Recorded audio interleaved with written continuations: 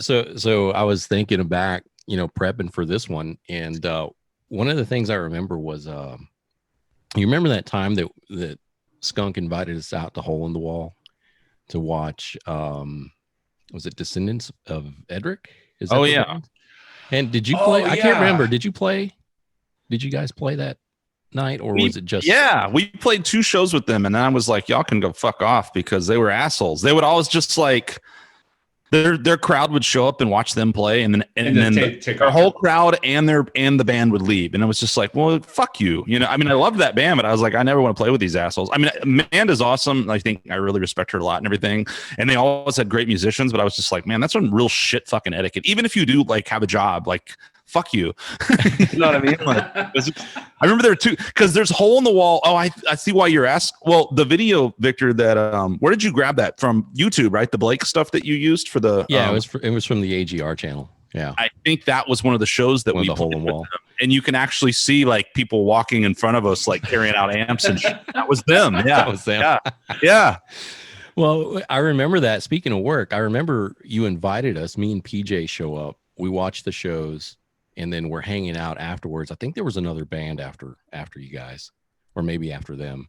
And I just remember we stayed, we shut the place down. Like we just kept drinking, even though we had work the next day. And Sounds about right. Yeah. Because we just hung out because there was that back part that had the seating, the outdoor patio. And then I just remember, I remember the next day, I called into work sick because I was still drunk. Oh yeah. And hungover. I think PJ went into work though. I was still drunk, but I still went to work.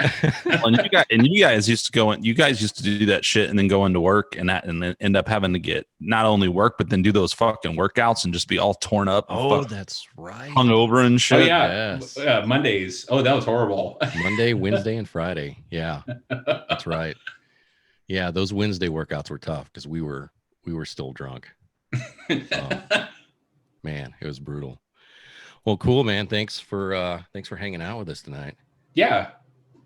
Cool, Mr. PJ Evans, aka number 3, the foremost street pizza connoisseur in the world. We wanted to ask you, how does LA and North Carolina compare to Austin street pizza? Oh, my favorite pizza ever was like the pepperoni and jalapeno at the that one like really crappy place next to the Jackalope. You can't find, there's nothing matches that up from anywhere. The one playing the metal music all night? Yeah, that place rocked.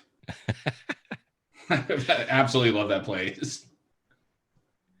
I forgot they because they no like and they had the videos. They had a TV in there that just like constantly playing music videos all day. Oh, that's right. Yeah. Oh, that God place is awesome. I can't remember the name of that place.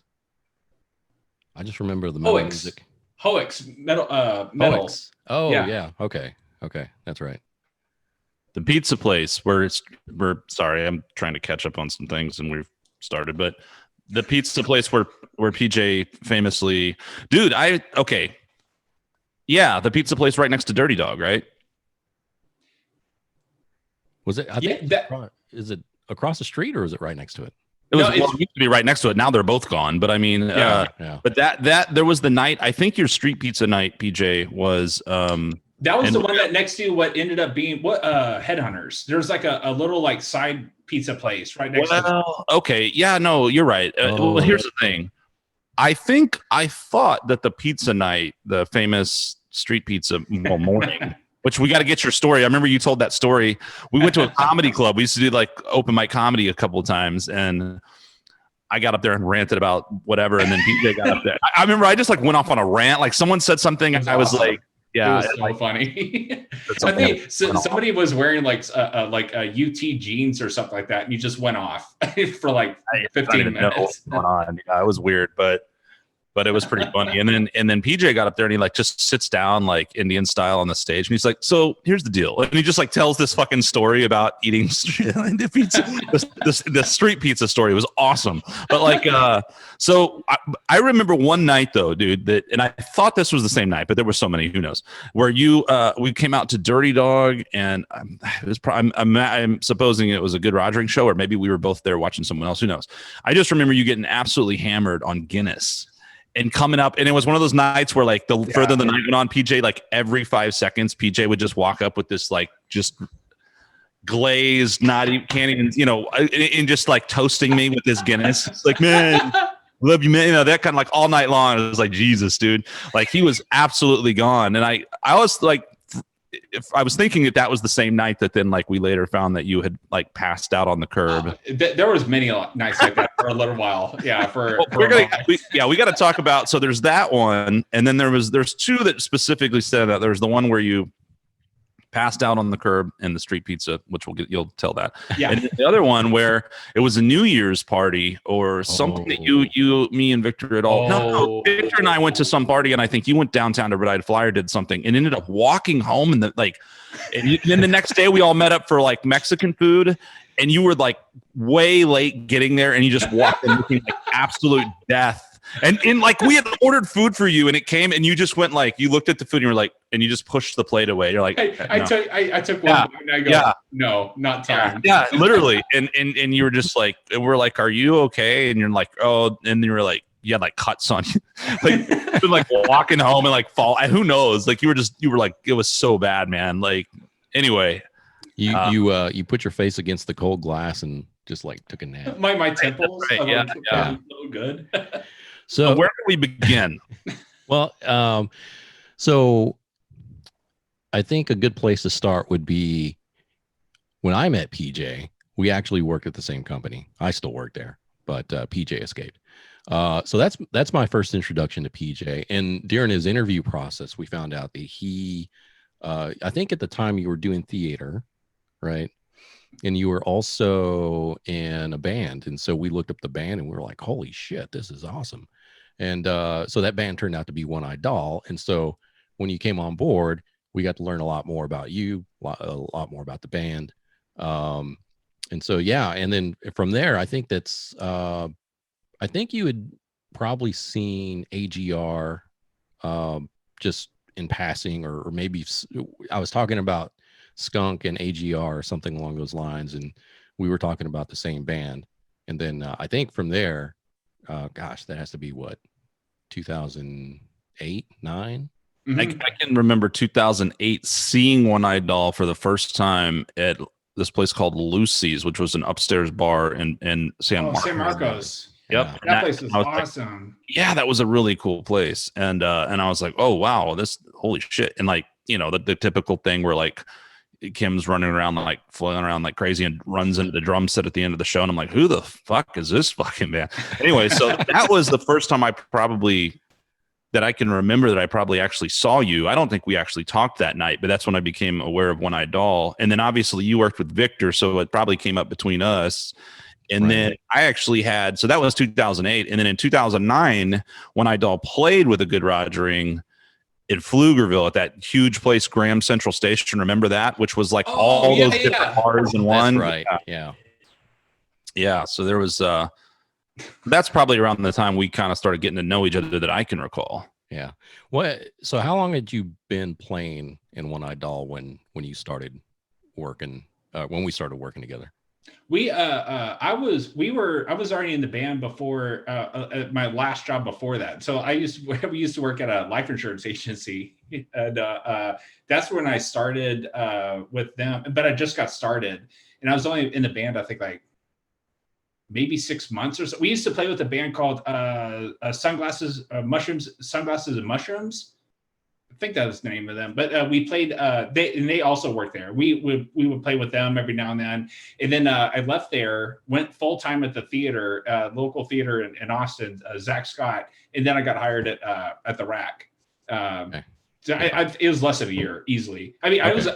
I was only in the One Eyed Doll for like 3 years, like 2007 to 2010. It's so weird how that's just distant history now. And there was a lot of stuff going on in Austin at the time, and I had just started playing out, and I have, a couple of different bands, and the beginning of AGR, the end of Quarter Shackle, and or my whole tenure with that was really in those 3 years, but like ish. But yeah, and now it's just like 2000s. Geez, man, that sounds crazy even saying it, like 2007, 8, 9, But it's such like an iconic moment for Austin music back then. It's just like, and I've been back to Austin. It's not the same. Like all the places are gone. Like I would go up and down like 6th Street and Red River, and it's like it's not even the same place anymore. It was a cool time. I mean, Red Eyed Fly was there. Wasn't ever my favorite bar, but Dirty Dog was a great place. Now that's kind of gone, and Come and Take It Live is the new place. But they also, the old Emos was still there. Emos. Yeah. And down on 6th Street, and there was Elysium. Room 710, even way back then, Headhunters, Red 7. Yeah. There was a lot of bars that we all played around there back then. Room 710 had some of the coolest shows ever. Like a lot of good bands, yeah. Yeah. I saw the first time I saw Captured by Robots there, and like there's so much automation and like it's a huge production and stuff, and it was like one of the most intense shows I've ever seen there. I love that place. Yeah. That was one of the first ones to go, actually. I think maybe in 2008 or maybe early 9, because I think I don't remember the very first show. The very first show Good Rogering ever played, I think, was in late 2008, and I think it might have been there. It was either there or Headhunters. Our first like 3 shows were between those 2 bars, and Room 710 was gone shortly after. But yeah, I remember that time too. Some of the bands I saw back then were as the first time I saw bands like Muchos Backflips and stuff like that, and was just like, wow, man. I hadn't been in Austin that well. I guess I'd kind of been here a few years, but I kind of started getting into some of the, what I would call like kind of staple underground Austin bands, you know what I mean? And started coming to come across some of these bands and being like, man, there's some really badass bands here. And then when I used to play in Quarter Shackle, there was this band called Dave's Not Here that used to be around, which was just ridiculously crazy. I remember meeting the bass player for that band, Rob Dew, who I think may still work with Alex Jones in some capacity. So we need to have him on the podcast if he's down to do it. Just that motherfucker's got to have some stories. He's probably been hung out with Joe Rogan, I would imagine, through Alex. Probably, you know what I mean? Tell us some Dave Mustaine. Got some Dave Mustaine. He's probably got dude. I bet he's got a lot of good stories, man. Seriously. And but I mean, this is way back in 2006 and 7 when I met him. And in fact, when I auditioned for Quarter Shackle and met him, I was like, he was working on that band on their album, and I was like, what is this, or who do you play? He was like, oh, it's kind of like blah blah, like Van Halen meets Primus something. But I remember those guys were just amazing live and so much fun. And yeah, I mean, I don't know if any of these bands are still really active. Muchos plays once in a blue moon, and a few other bands like Invincible Czars has been around that long, and I'm playing with those guys now. But like yeah, man, it was that was a cool time, like 5 through 10 maybe, that little stretch there. Yeah. And you have like so much cool, like little, like, and one thing I really liked about Austin is like you had all these kind of oddball bands. Like there's that Echo Based Sound Station that was around for a little while, and really cool, like little, like musical kind of like ideas that you got to go check. I never, like, I'd walk into Headhunters and there's like somebody dance around playing a flute and like a banjo, and like totally. Yeah. I love those off color bands. Like what's that one? Something Scorpion or Scorpio Rising. Those guys, Scorpio Rising. Awesome. Yeah, there was a band. I never saw them again. I don't know what they're called and who they are. They were so badass. Like really close to when I moved here, first started playing. Like in Headhunters, again, you'd see so many like random ass bands in this horrible shithole catastrophe of a bar. But really good stuff, and all making no money. But there was this one band that was like 2 bass players and a drummer, maybe a singer was separate or something. And they had like a little television screen on the stage, just playing all this random shit. And I remember them playing Pink Floyd's the opening track to Metal One of These Days on 2 basses and doing the slide guitar stuff on a bass. And I was like, what the fuck? This is badass. Never saw them again. No idea who they were, but yeah, really, really cool shit like that. And I think when I'd all fit into that category, obviously for anyone who had, whenever you would first see that band, that was kind of early on with the 2-piece stuff, which is like way more common nowadays, I think, when White Stripes made it in Black Keys, and a lot of bands are that now. But that was I don't know how long White Stripes and them have been around, but it seemed, I mean, we're talking 15 years ago ish almost, you know. So Yeah. when you walk in and just see a dude playing drums and a chick playing guitar and running around like a maniac, you're going like, what the fuck is this? And it just really grabbed your attention. But I remember that too, because Victor and I were talking about you after I first saw you. I was like, oh man, well, you know, I've been through many drummers and a good Rogering at this point, but you know, back then we were all kind of transitioning. It's like, yeah, it'd be cool to play with PJ sometime, and we actually had a jam one time. Remember that? Oh yeah. Me, and my brother. And the funny thing about that jam was like it was all just improv. We just fucked around. Like there was I don't think we had any direction.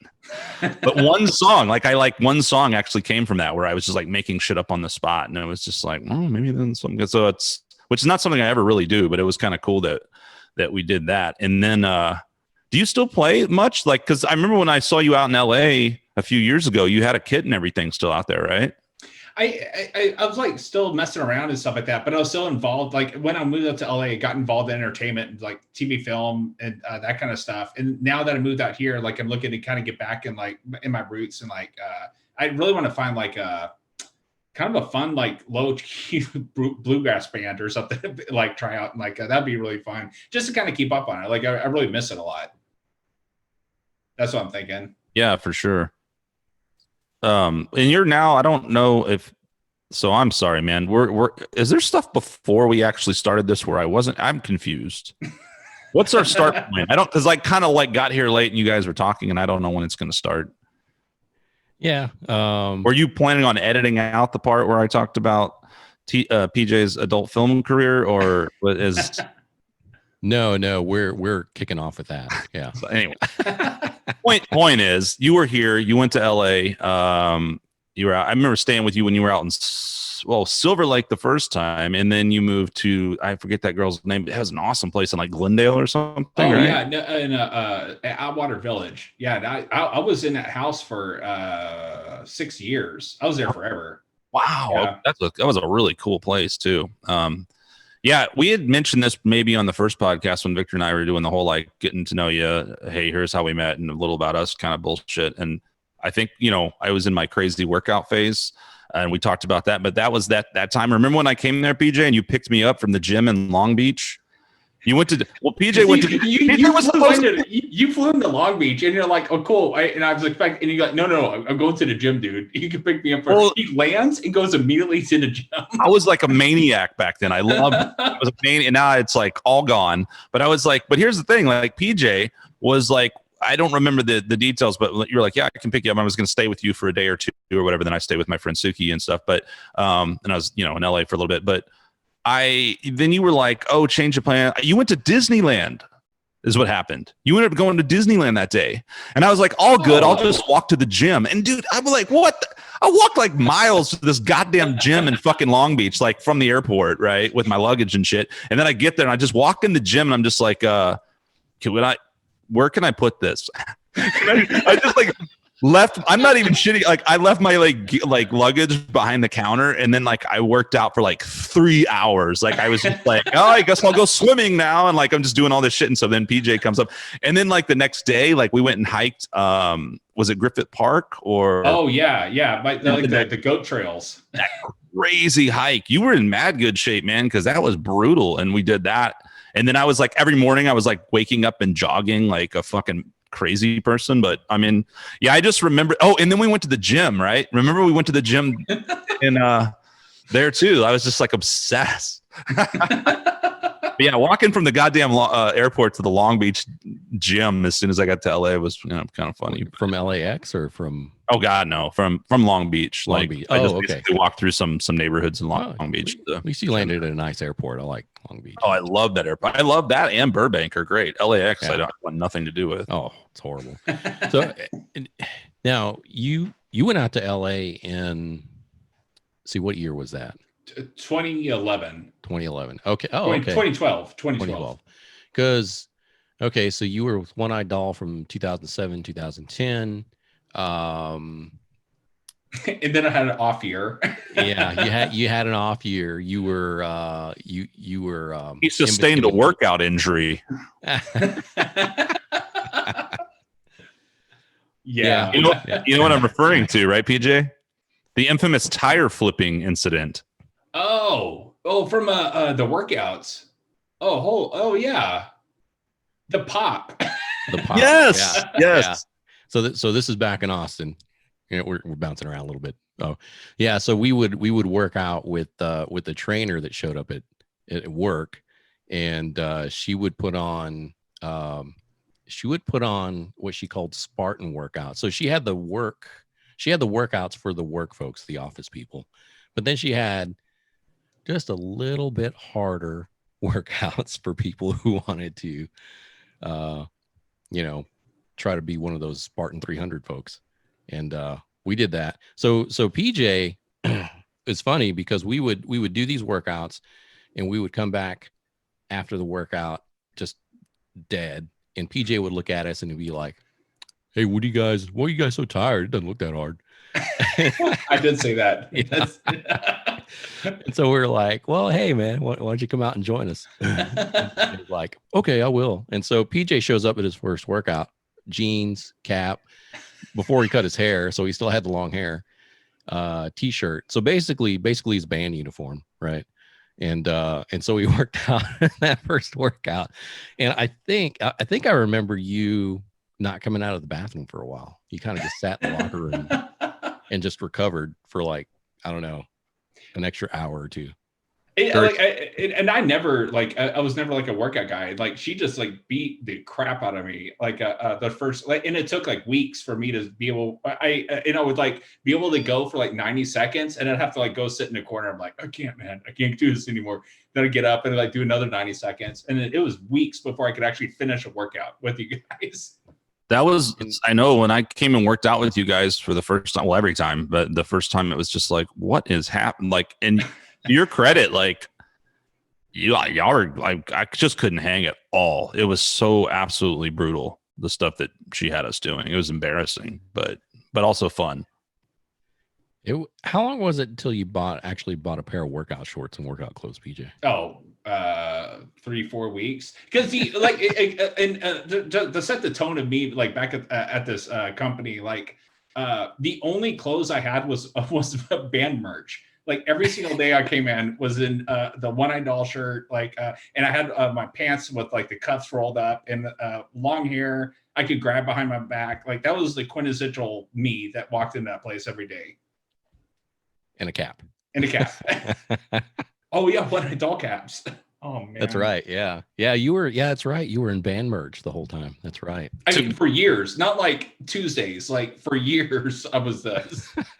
I mean, to PJ's credit, I had been, I think I was kind of early in my kick, and I'd been working out, and I probably had a gym membership by then, and I was feeling pretty good. And then I came and worked out with you guys, and like literally PJ's schooling me, like running in jeans, and I was like, dear God, it was bad, man.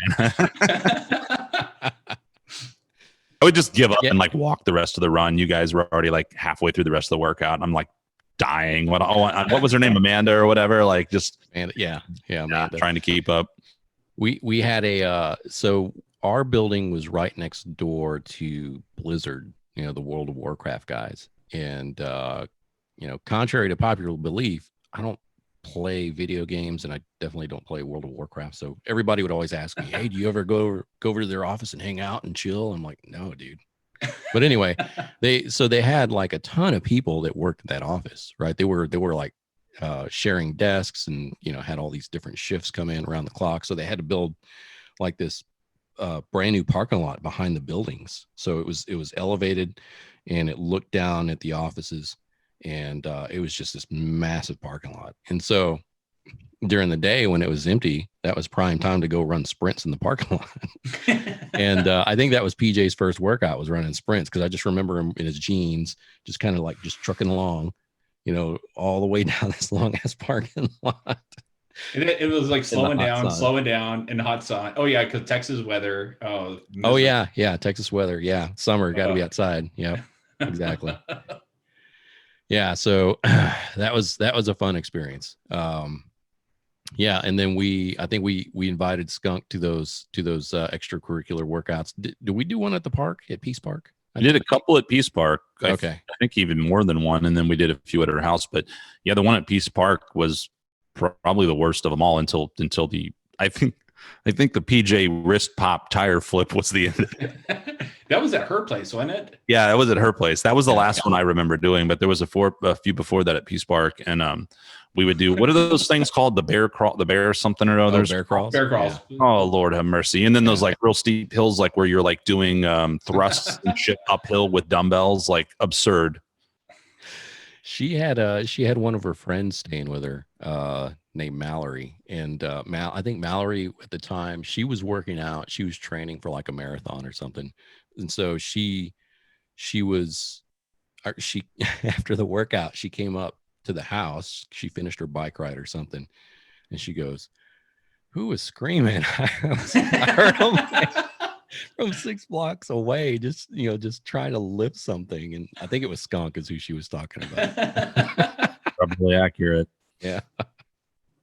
They would get mean with and on her birthday, they'd bring out she would bring out that deck of cards. Oh yeah. And she would just like flip the stuff down, like, cool, you're doing 13 of these, boom, you're doing 12 of these, boom.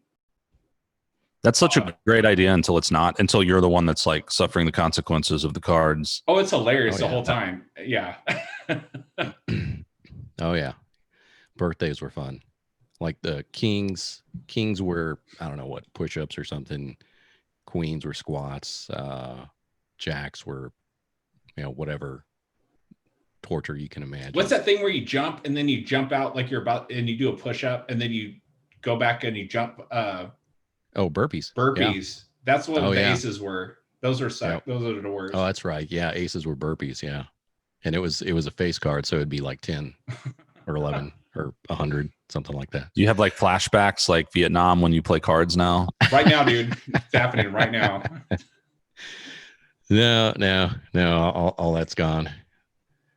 But yeah, that was the wrist pop, because we were pulling tires and we were doing tire flips. That's what it was. Yeah, fun stuff. Oh. Did you maintain that? I mean, obviously the hiking, you were pretty active in the hiking when you went to LA. Did you maintain, was that something you did a lot when you were out there? It seemed like it, at least when I came out there, and I don't remember what year that was now, maybe 2012-ish or later. I don't know. I went through phases. Like I would do the hiking a bunch, and then I got really nuts on the hiking. I'd be gone for like 5 hours. And then I joined a gym, and I started going to the gym every day and got addicted to that. And then I just started like walking the neighborhood. I found the 6 mile track that I could kind of like go out to the sidewalk, head west, go around this whole area. It's like 6 miles, like one pass. And I do that a couple times. But I kind of go through like phases like that. I just remembered a couple of things when I came out there and was hanging out with you. We went to the first night I got in there. I don't know if this was the Long Beach gym time or not, but we went to a place called the Gold something, some bar like Gold Room. God, that place is awesome. Yeah, we went to the Gold Room, and I think we probably got pretty hammered. I think they had peanuts, and we just sat there drinking and eating peanuts like all night. Because they give you a pint of PBR and a shot of whiskey for $3. Oh, there you go. Shots. And I bet that was the case, and I still got up and ran like an idiot. But like like PJ on New Year's Day, like no business being out of bed. And then remember we went to I just remember one night, I think it was you, like we went to get some food somewhere, and I'm like this sometimes. If something pisses me off, I'm like, I don't want to fuck this place. And we walked into some place. Oh, well, we went to that one place on not Ventura, maybe Ventura Boulevard. What is that German place, right? With the bratwurst and the. Oh, we went there. We did go. We went there, and I think there was another place in your neighborhood where there was another kind of German, and we're like, oh, we should try this. And we walked in, and they were playing like some horrible shit music, and I was like, I'm not eating here. And then like I'm just like I refuse to eat in a business that plays this fucking shit. And then we went to some fucking pizza place, and we were like, what do you recommend? Because all these look good. And the guy was like, man. And I thought anyway, it was like, this one. And it was a pizza with anchovies, which apparently I'd never had, or at least I'd never had one with real legit anchovies. This guy brings out this pizza, and there's just these huge fucking anchovies on it. It was unedible. It was beyond disgusting, and I had to order a second pizza. Anyway, these are the wonderful, fond memories I have with you, PJ. So you were a total music snob and decided not to. Yep, and because of that, I sacrificed good German bratwurst for anchovy pizza. Were they playing Dave Matthews? Wow. No, it wasn't like hipster. How would you describe Dave Matthews? Like, trend rock. I don't know what would you call it? What would you call Dave Matthews? It wasn't that. It was like some really like a donkey or something. It was like really lame, some really lame hip hop that just didn't. It was like the kind of music you hear when you get in an Uber and you're like, I want to kill myself right now. That kind of music. Well, depends on who's driving the Uber. No, I've had some good like Uber Lyft drivers that play cool shit or ask you, but sometimes they get in there and it's like there's this category of music that's like top 40 or something. Yeah, but like somehow it's like the mix, like the worst part of every genre. It's like pop and electronica, and everything's missing on all cylinders, and it's just horrible. Like it was that kind of stuff. I used to when I was driving Uber, I'd do the drunk crowd all the time, and on Sirius XM there's a spa station, and all this is like and I'd play that at 3 a.m, and all the drunk people would just go to sleep, and I'd just wake them up for like, hey, you're here. It was awesome, dude. You're right. Yeah. Yep. Totally spa I can do because it's not arbitrary, right? It's kind of just, and that feels right. Like as an Uber thing, you're not going to get us offended by that, probably. Maybe if you're a Slayer fan. Fucking Slayer, bro.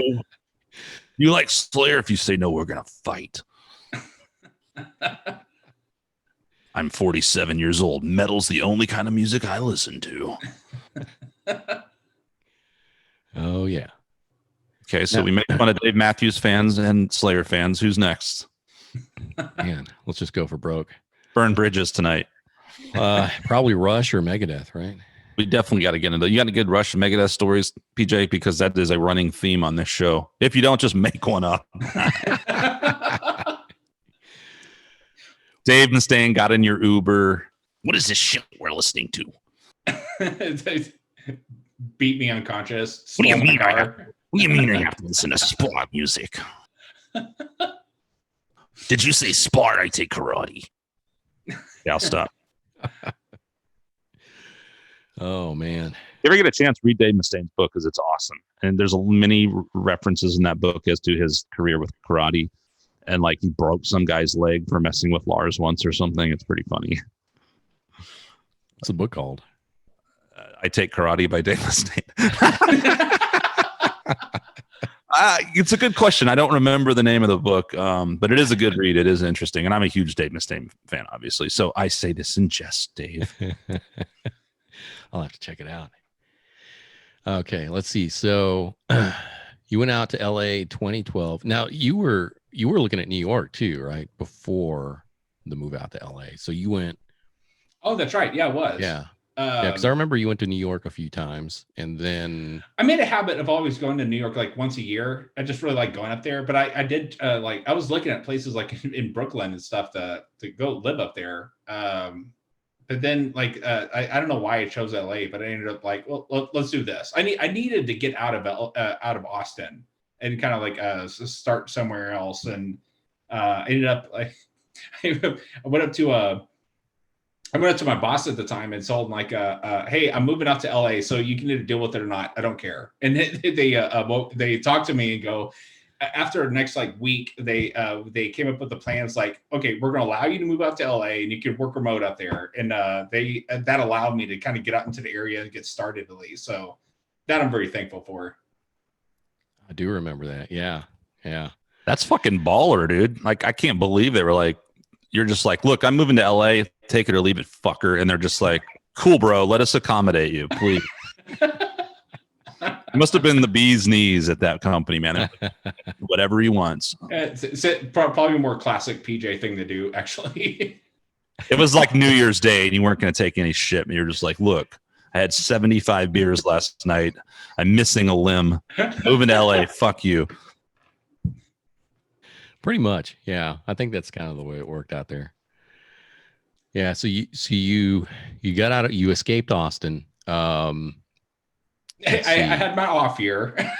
Yeah, you had your off year. Yeah. And so you were in how long? So 2012, and then I, you I recently moved last year I or got beginning of the year. yeah. So I got out of One Eye Doll in like a 2010. I had the off year. I went to my first Burning Man in 2011. I then moved to LA. Was in LA for until last year, and then I'm just moved out to North Carolina, and now I'm looking at buying a house in Tennessee. Where in Tennessee? Elizabethton. Me or no one else in the universe knows where that is. Where is that? The very very eastern, towards the eastern point. It's like Knoxville, and then you go up to like Johnson City, then Elizabethton. I was just gonna say Johnson City. Like, so when I had toured there a few years ago, we played. Well, I think I played in Asheville a few times, and I love that place. It's a really cool town. But we played in Johnson City too, man, and that was a really cool gig. There was a place there, hopefully still there, called Capone's that we played. It was really cool. Yeah, that's there. Yeah, Capone's, and yeah, that was a cool area, man. And we stayed somewhere in that region, and it's beautiful out there. So yeah, dude, that's cool, man. What prompted that whole that area, that region? What prompted you going there? I really like the Appalachian Mountains out here. It's like you're like kind of like nestled up into like the Smokies and stuff like that, and everything's green. It rains all the time, which is a nice change from LA for 6 years.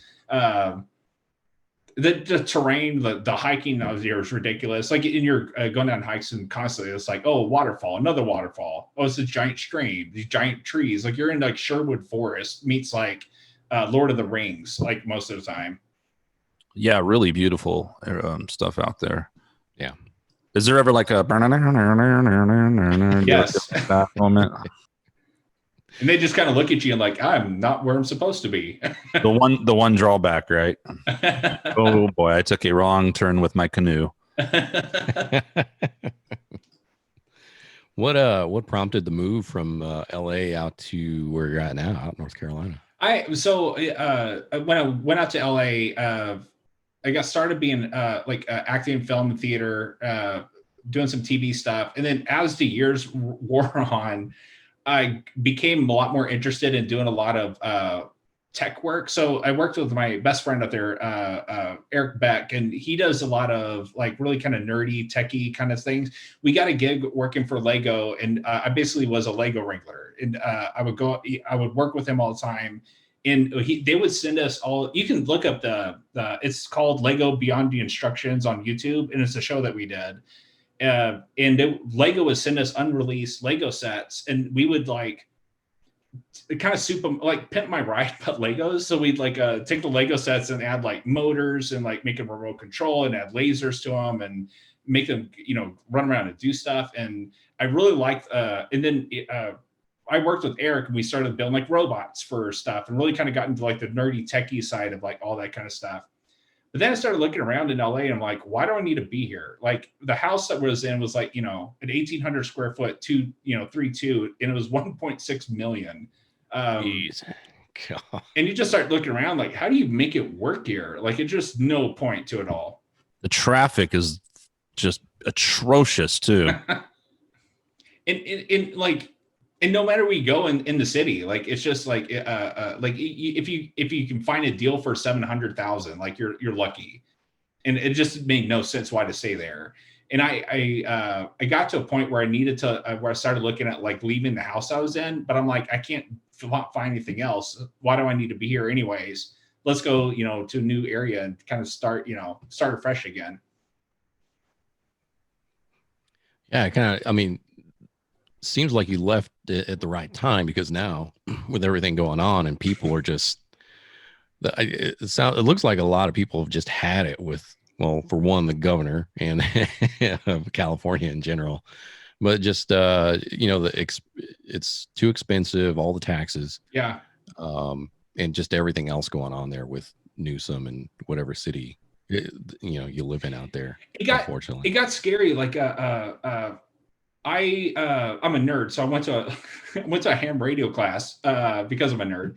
But I never realized how dangerous things got out there. Like one of the guys in the class, like I went into like a ham radio class. I was expecting everyone to be, veteran hats and 70 plus.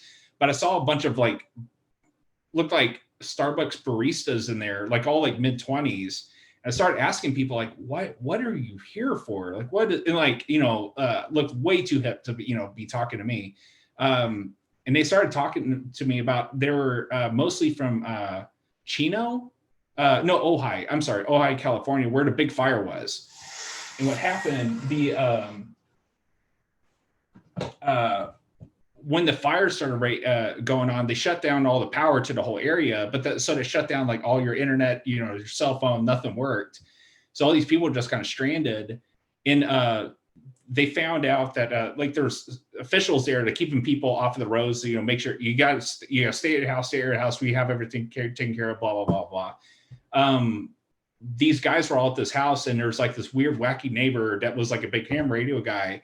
And he ended up saving their life and pounded on their door at like 10 p.m., grabbed everybody, threw them in the truck and bailed out of there. But the whole place burned down. Like their whole house, they lost everything. And nobody on the street knew. Like there's a part of the story is like he threw everybody in the back of the truck and they started heading out. And there's like a roadblock. Like they weren't allowing people to get on the PCH. And the guy's like, hang on, we're not stopping. And he just barreled through the roadblock and just kept going. So you start seeing more of that stuff. And I'm like, I don't feel safe here. And like, I got to get somewhere somewhere else. all the fires out there. I mean, and this is not something super new. I mean, this is, I don't know if it's the worst year in history. It certainly seems like it's one of the worst. I remember the San Diego stuff happening out there, like not long after I had moved back to Texas from LA, and there was San Diego. Well, there was a big strike back then too, with like the grocery stores and stuff. And I had a friend who I grew up with here in San Antonio who actually went out there and worked in San Diego, and there was a bunch of fires in that area at the time. And I remember seeing pictures that he had posted back then, which was real similar to what the sky looked like this time around when I was in San Francisco recently. And it's just like insane, man. The state freaking burning down. You're taxed to death. I mean, I love California. I love the weather. I love the cities. I love so many things about it, but there is certainly a lot of drawbacks. And obviously that's the reason like why a ton of people are moving, a lot of them to Austin, obviously too. So that definitely makes sense, man. It was not like I did one trip to go back home for during like one of the fires for like, I think it was Thanksgiving. And I flew from LA. Where are you from? Oh, I'm from Steveville, but my family's in Granbury. Yeah. I remember that because I dated a girl one time and I was like, it was the most random thing. And I found out you were like, you were the only two people that were from that town, I think. Yeah, probably. But on the flight, it was during like all the fires, and like you get up above the skyline, and it just looks like Mordor. Like everything's red. Like it just looks like you're in the middle of hell. Like it's absolutely insane. The views that I had out of there, and then you land in San Francisco, and you're right in the middle of the soot and everything. But the way the wind was blowing everything, like we're right in the middle of LA. I'm like 20 miles from the fire, and you barely notice it. Because everything's just getting blown up north. Mm-hmm. It was nuts. Yeah, I wanted to mention, well, obviously my experiences are based on when I was there, but, which was a couple of times, but one of the times when I was there, you were doing an acting class with a guy.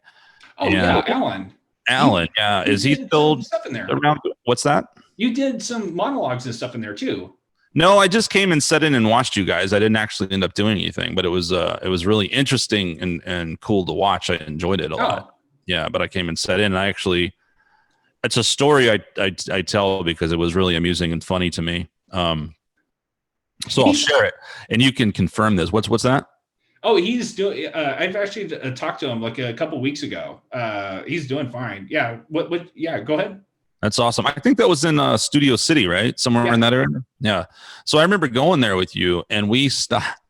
It was pretty early. We stopped, got like maybe a coffee and a banana or some shit at 7-Eleven.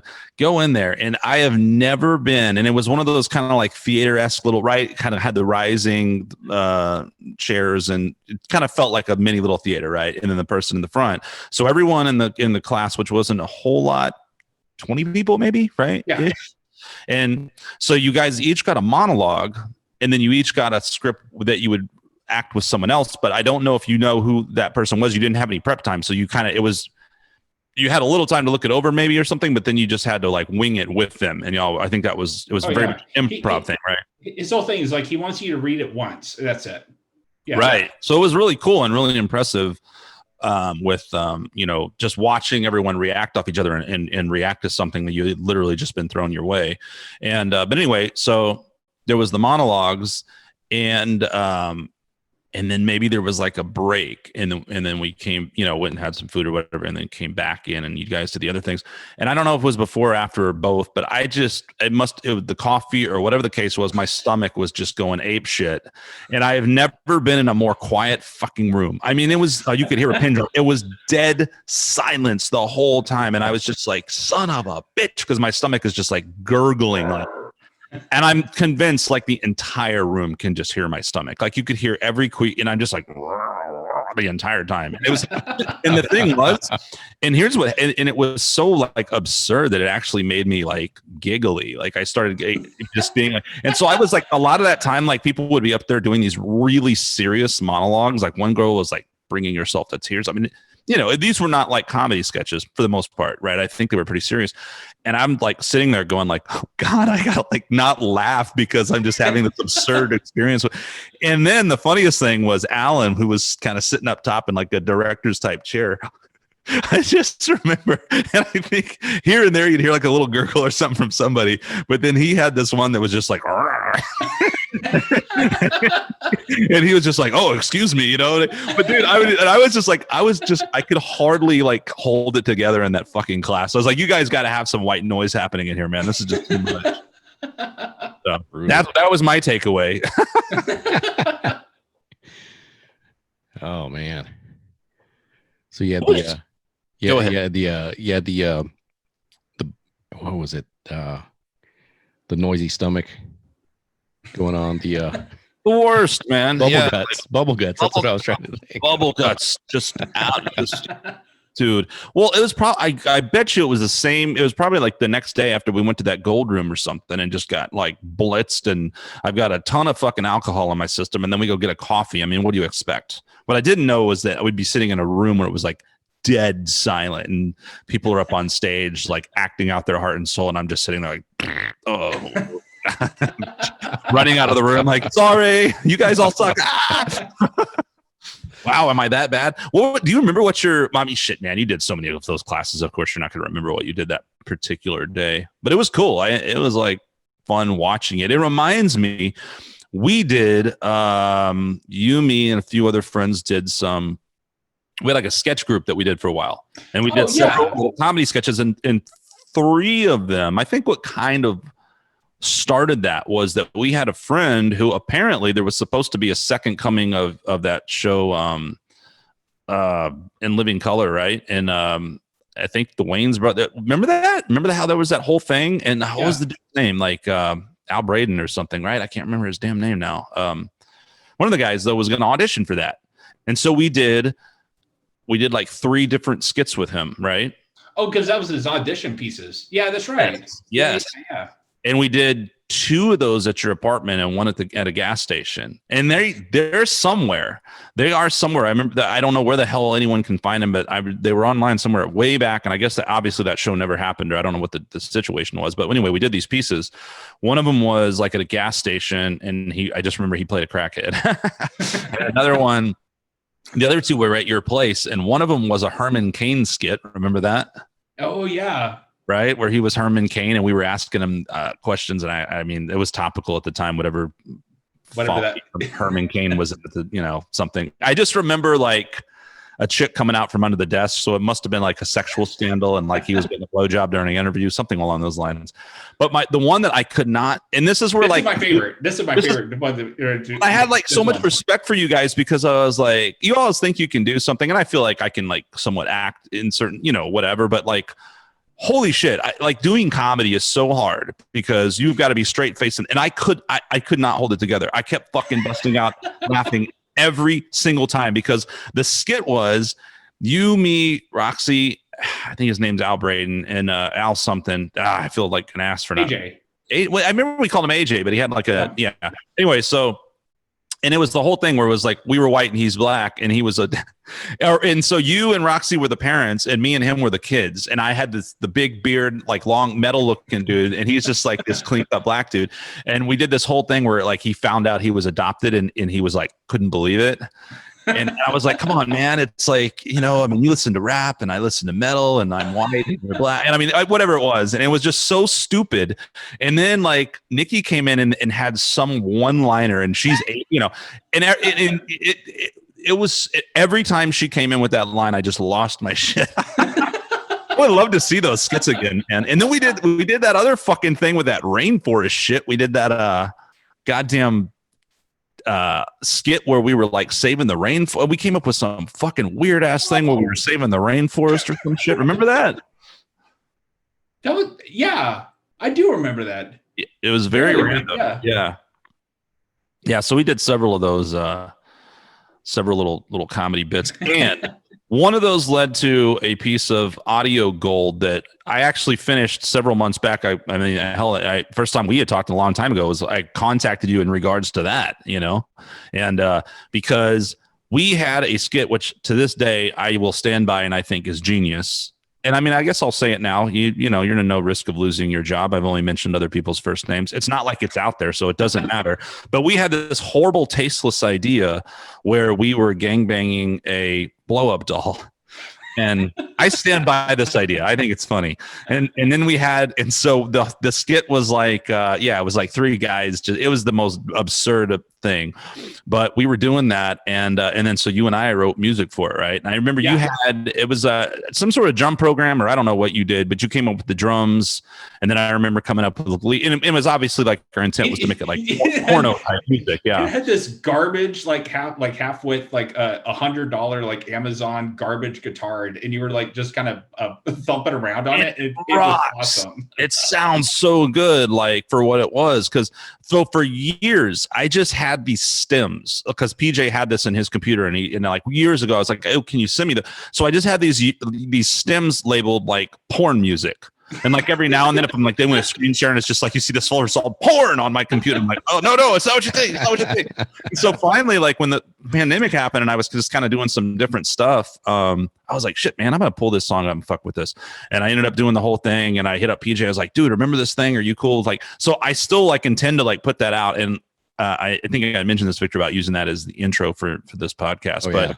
It's so the bass line. I'm not trying to like toot my own horn, but like the bass is just like so fucking funky, and like, and that's what's so cool, because it was literally instruments sitting in PJ's apartment where it would be like, here's 3 strings on a bass that hasn't been tuned since the 70s. Cool, whatever. And like we just like rolled with it and we just shit this thing out, and it turned out like so awesome. And then I ended up sending it to this dude, John, who's played keys with a good Rogering a few times, and he laid down some like authentic like B3 and shit on it. So it's fucking, it's cool, man. It's interesting how goofy little things that you don't think anything of. Like, I mean, sadly, the comedy gold sketch of us, having our way with the blow up doll never saw the light of day, but at least the audio files will. So. I have to say, like that song, because I still have that. I'll hop that thing up in like a Logic and like on like late nights after like way too much wine, and just rock out to that song. Like it's so good, yeah, it's so good. I love it, man. So it really is. We used to have when I played in that band Pitchfork, we had my brother and my friend Dave, who we had on the podcast. Like we had some old. one of those things where I just find random shit from the early internet days of downloads and Napster and these random sites, and where you just grab whatever the fuck for free. And I just had some things that were literally labeled like porn music, and they were just like goofy, funky wow wow wow wow. And we actually took some of those and learned them, and we would play them at our shows. It was hilarious, man. All right, what other LA stories do we have? Let's do the street pizza. Let's come back to Austin and let's do the street pizza story. It's one of my favorites. Man, that year was something else. It's like that was a hard year. Like there was like days, and so I was kind of a wreck there for a while. And like every day would like kind of go up and buy. Like I would go to Red Eye Fly, and I would just kind of wake up in Mike True's office. It's like, you okay now? And I'm like, yeah.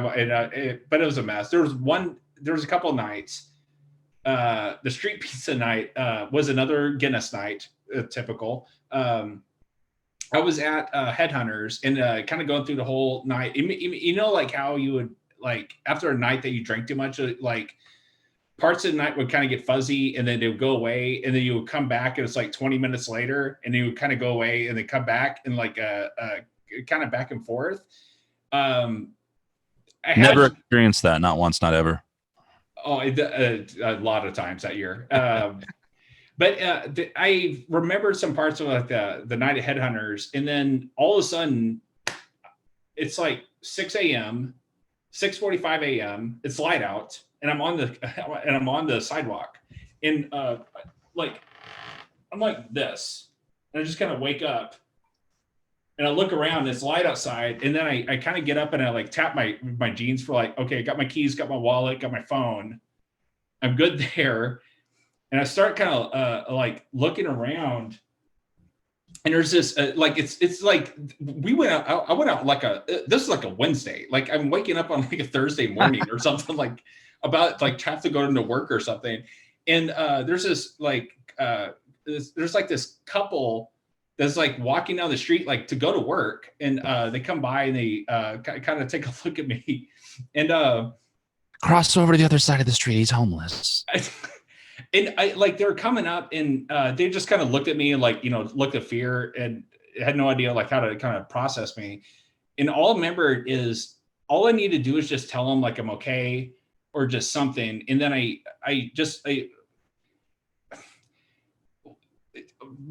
if something about like breathing in to say those words caused a reflex, and I ended up just throwing up on myself right in front of them. They turn and leave. They go back to their cars, and I'm sitting there just a mess. And I look over, and there's 2 pieces of pizza right next to me. Oh God. And it's just on the ground, like on paper plates on the ground next to me. And I all I remember is like, I love pepperoni. And I took the pizza, went back to my car. Oh man. Oh my God, dude. That's we can hope. It sounds like somebody was just over ambitious with their pizza, and they saw you and you're like, hey, let's just give this to this poor homeless fellow here. Thank you, whoever you are, street pizza god.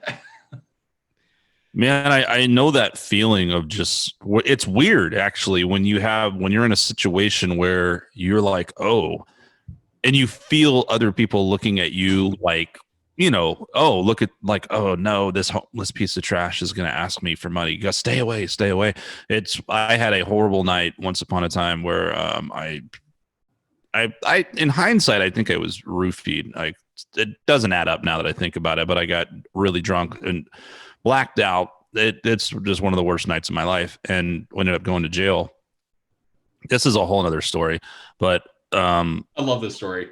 But I don't want to like spend your podcast with my jail story, but I was walking the next day when I got out of jail. So I'm walking down the road, and I've got and I'm just wearing some random pants that they gave me in jail, and a random shirt because I threw up and peed all over myself in jail, and because I was handcuffed to it again another time. But so I was a mess, and I wasn't even wearing my own clothes, and I had a paper bag with my name on it that just said "soiled," and it was my soiled clothes. Right, my phone was dead. I couldn't call. It was a disaster, and I am just covered in shame and just it's horrible.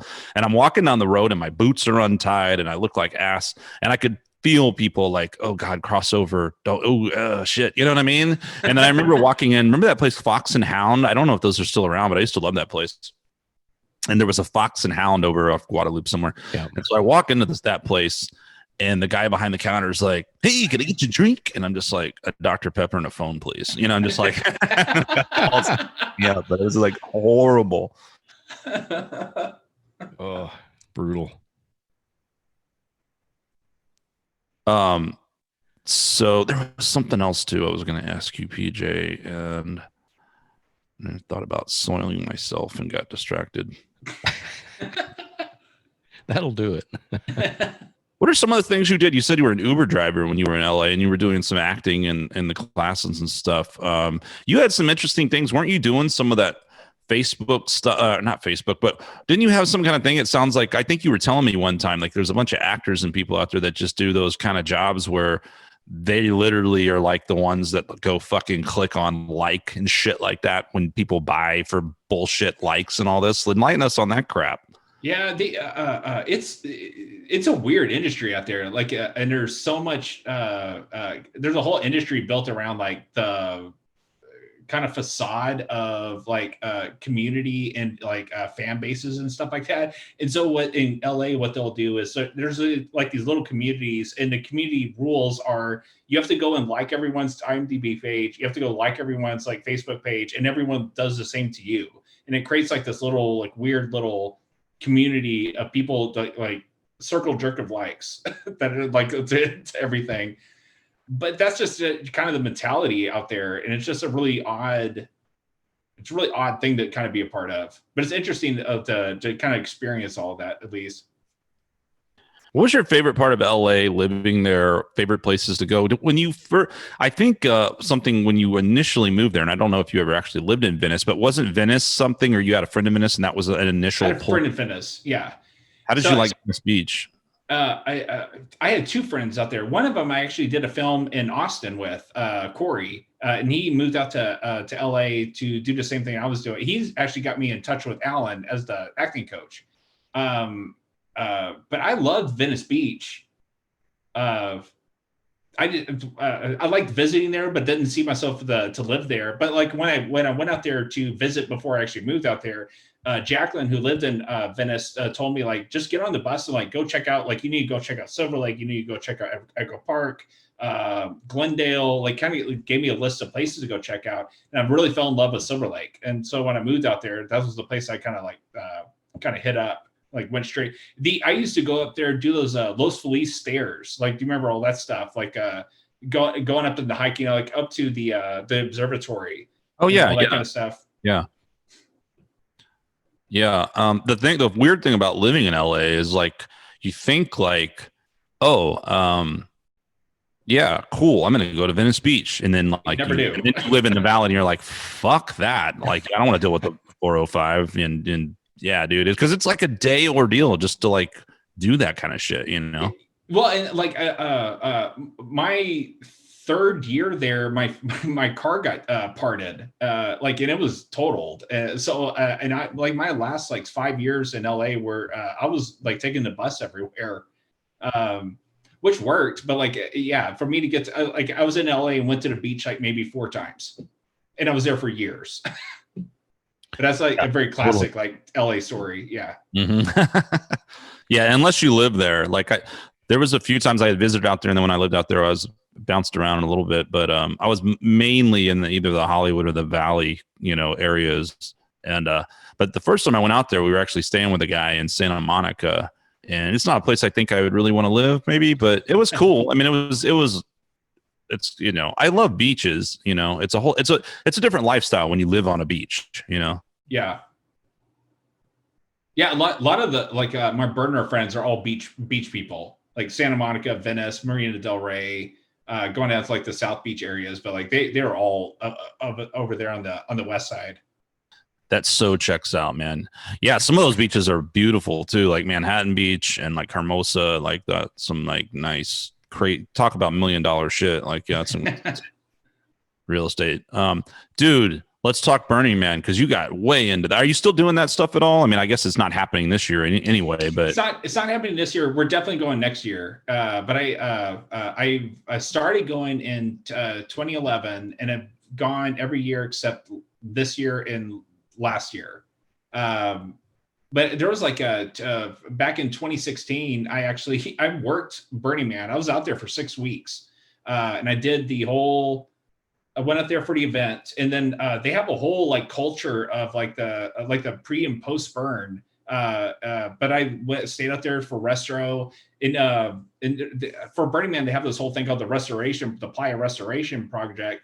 Like after the whole city and everything gets taken down, like you go out there, like a whole lines of people, and you pick up everything, like every little tiny bit of anything that's not playa dust, and all of it has to be thrown in the dumpsters. And like you're out there for weeks and weeks and weeks.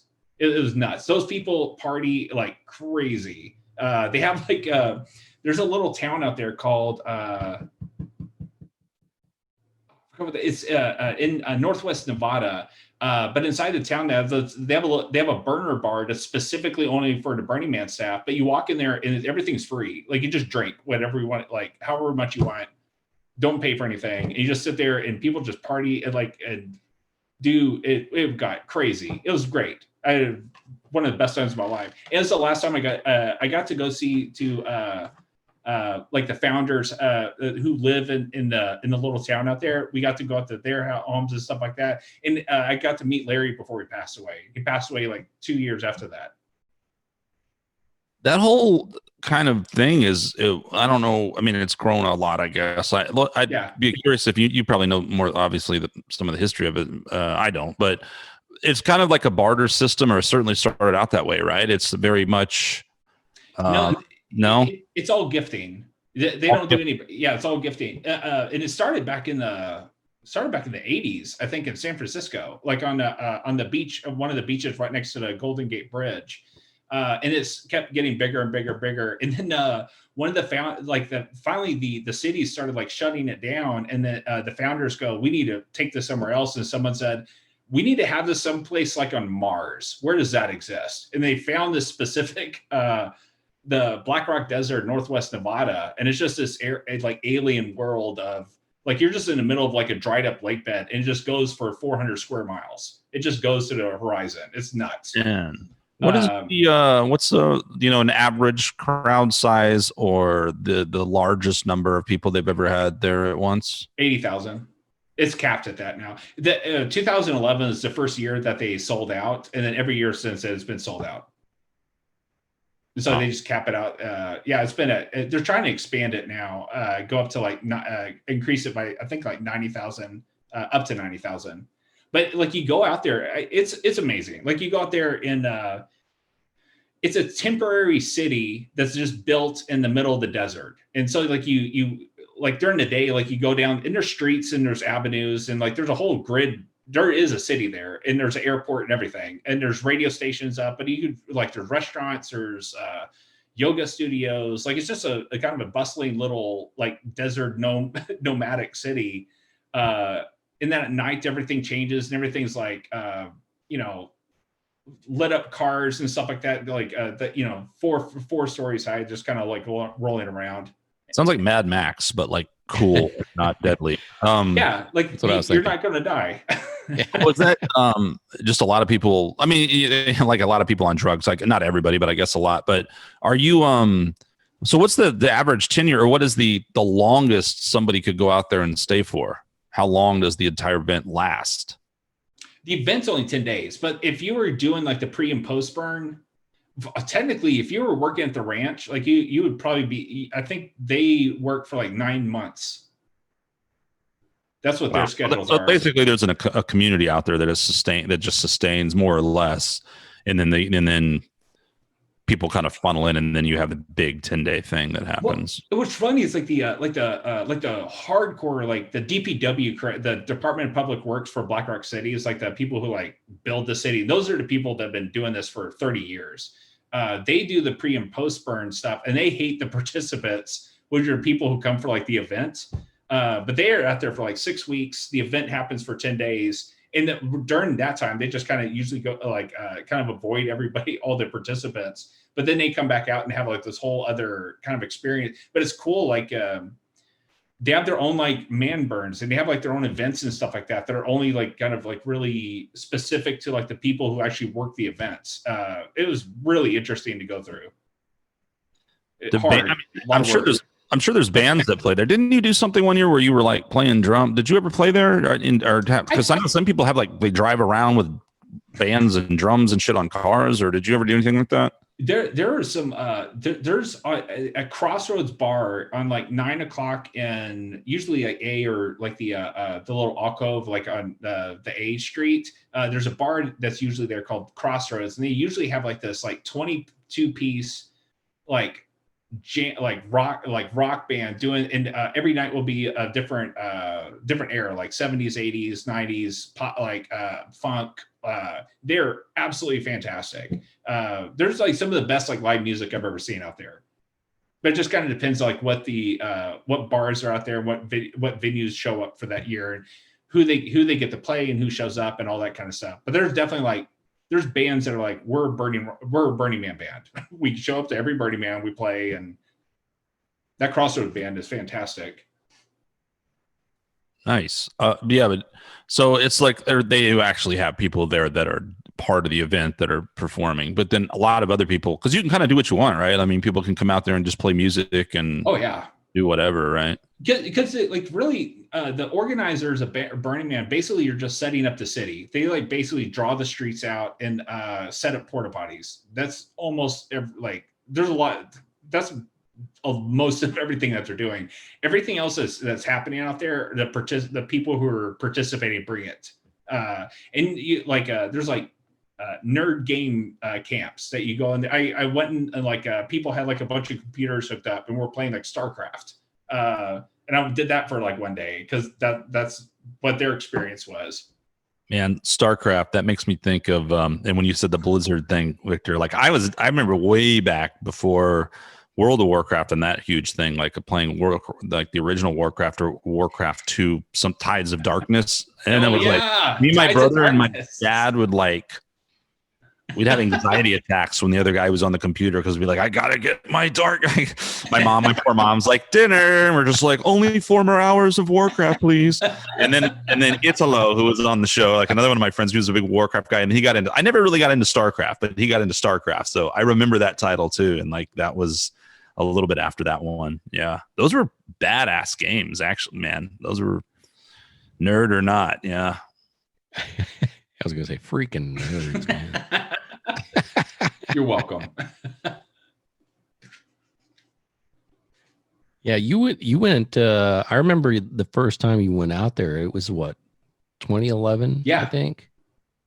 Okay. Yeah, I remember when you did that. And didn't you it was with your friends from Venice, if I remember right.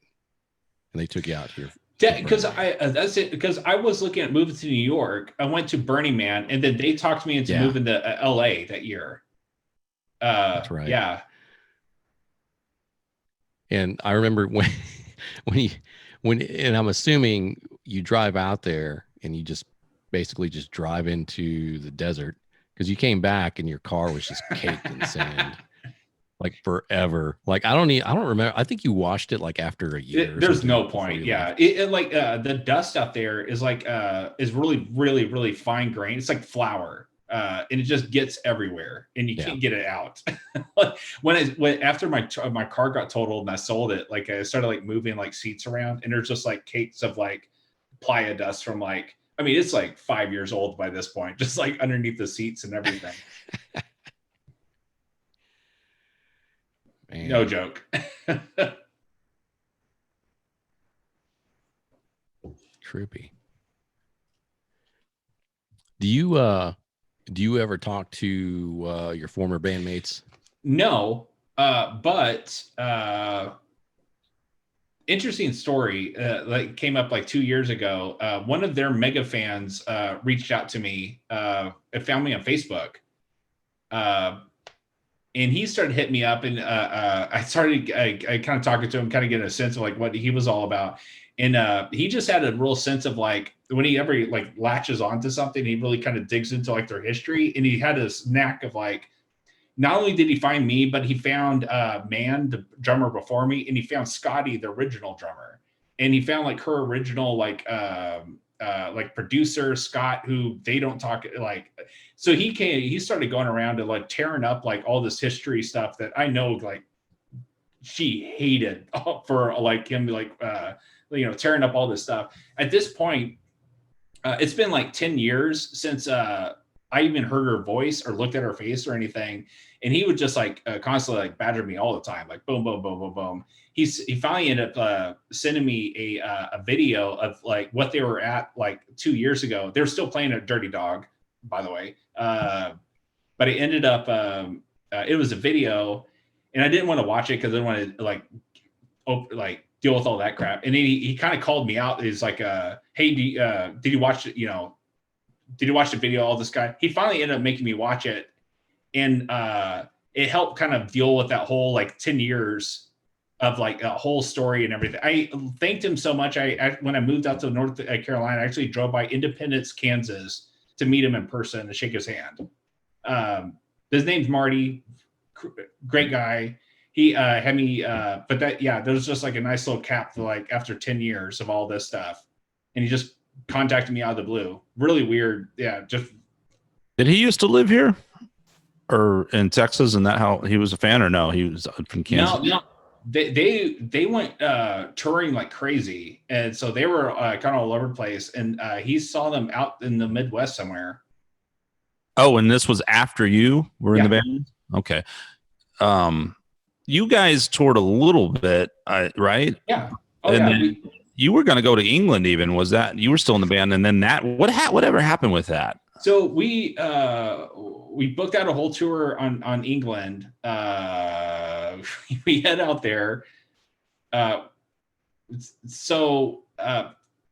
Kim was in charge of like figuring out like all the legalities of us being out there, and I got the plane tickets and like figured out a place to stay, and I was actually going to like work out of the rack office out there and like rent like one of their like cargo like truck things, but we get out there and like we had all of our gear and everything set up in our luggage, and like we're hiding like guitars and trying to hide my cymbals and my snare drum and all that kind of stuff. But we get in, we have to go through, we land in Heathrow, and then we start going through like the customs and going all through that stuff. And we end up at the stamp person, and she grabs my passport and she's like, "Hey, what's going on?" It's like, "Hey, this is me, Kim. We're just here. I'm working at Rackspace. Blah blah blah blah blah. We're just here like to check out for a month." And then Kim goes, "Oh, and we're in a band." And the lady's like about to stamp my passport, and she goes, "What band? What are you talking about? Tell me more about this band thing." They end up splitting us up. They put us in these two like temporary holding areas. We had like both of us had like an agent come in and like kind of talk to us about all the stuff that was going on. We're talking to them back and forth, and they go, okay, that's cool. Follow us, and we start following them, and then we get into an elevator, and he hits the bottom button. I'm like, oh, this isn't good. We go down, the doors open, and we walk out, and there's there's like a lady in a desk right here, and there's like kind of a holding area with a bunch of backpacks and like shoes and just kind of like personal effects, like that kind of stuff. And they go, okay, cool, just walk through those doors. And we walk through the doors, and the doors shut and like lock. And I look behind, and there's no handle or anything on the doors. I'm like, oh, crap.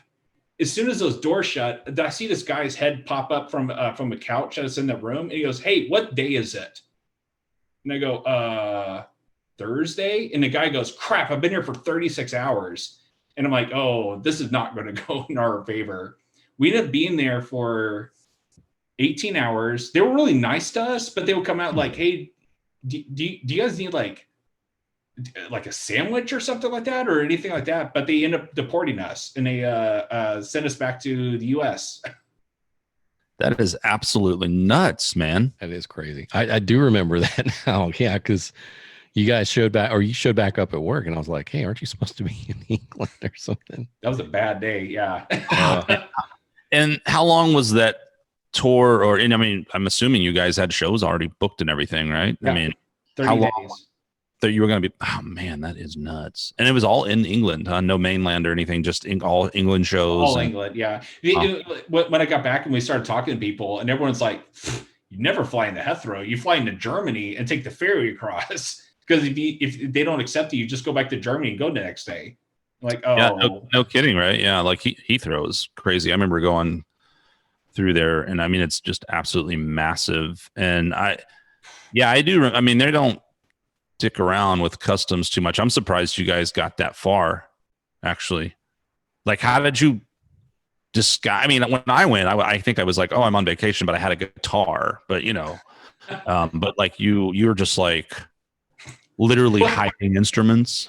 Well, and like, and when we like leave, because they take all of our, they take our passports. So like, they're escorting us to like the airline to like have them take us back, and they go, well, we need to go get your luggage, and we're there in there for 18 hours. So like, all of our luggage is like placed right in like one little area, and it's all like obvious, like, oh, this is band stuff. You have a backpack, and it's obviously a snare drum. Okay. So is it like, so what's the process? Like, why were you guys deported? Do you have to declare something if you're going to go out on tour? Or like the actual like check mark on the form was not enough reason given to enter country. That's what they said. And then they sent us back to the airline.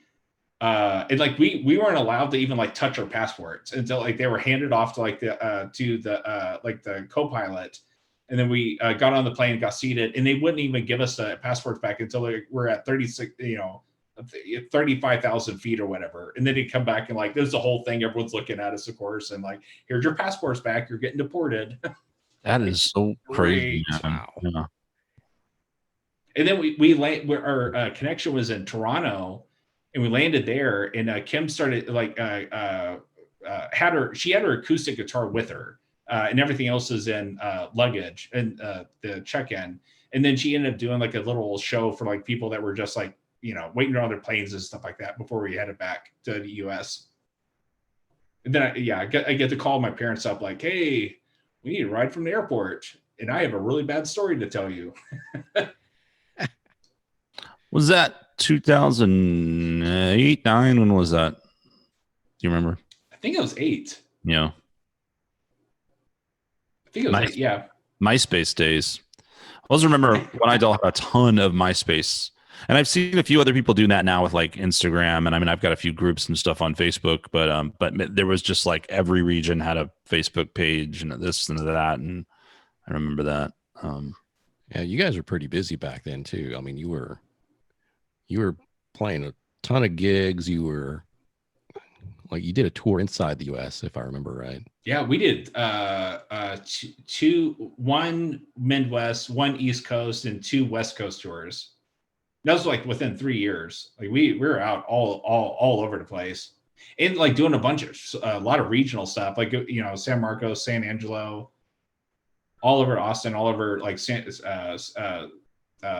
Antonio. That was fun. Good times.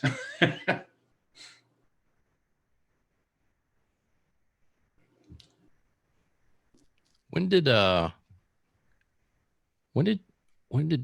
Tregan, because like you were Skunk, you've got a Tregan guitar, right? Because that was I think that was like 2007 when that company started. Okay. And then there was the 1 year, well, it might have been 2 years that they had the NAMM show here in Austin for the Summer NAMM instead of Nashville. Oh, okay.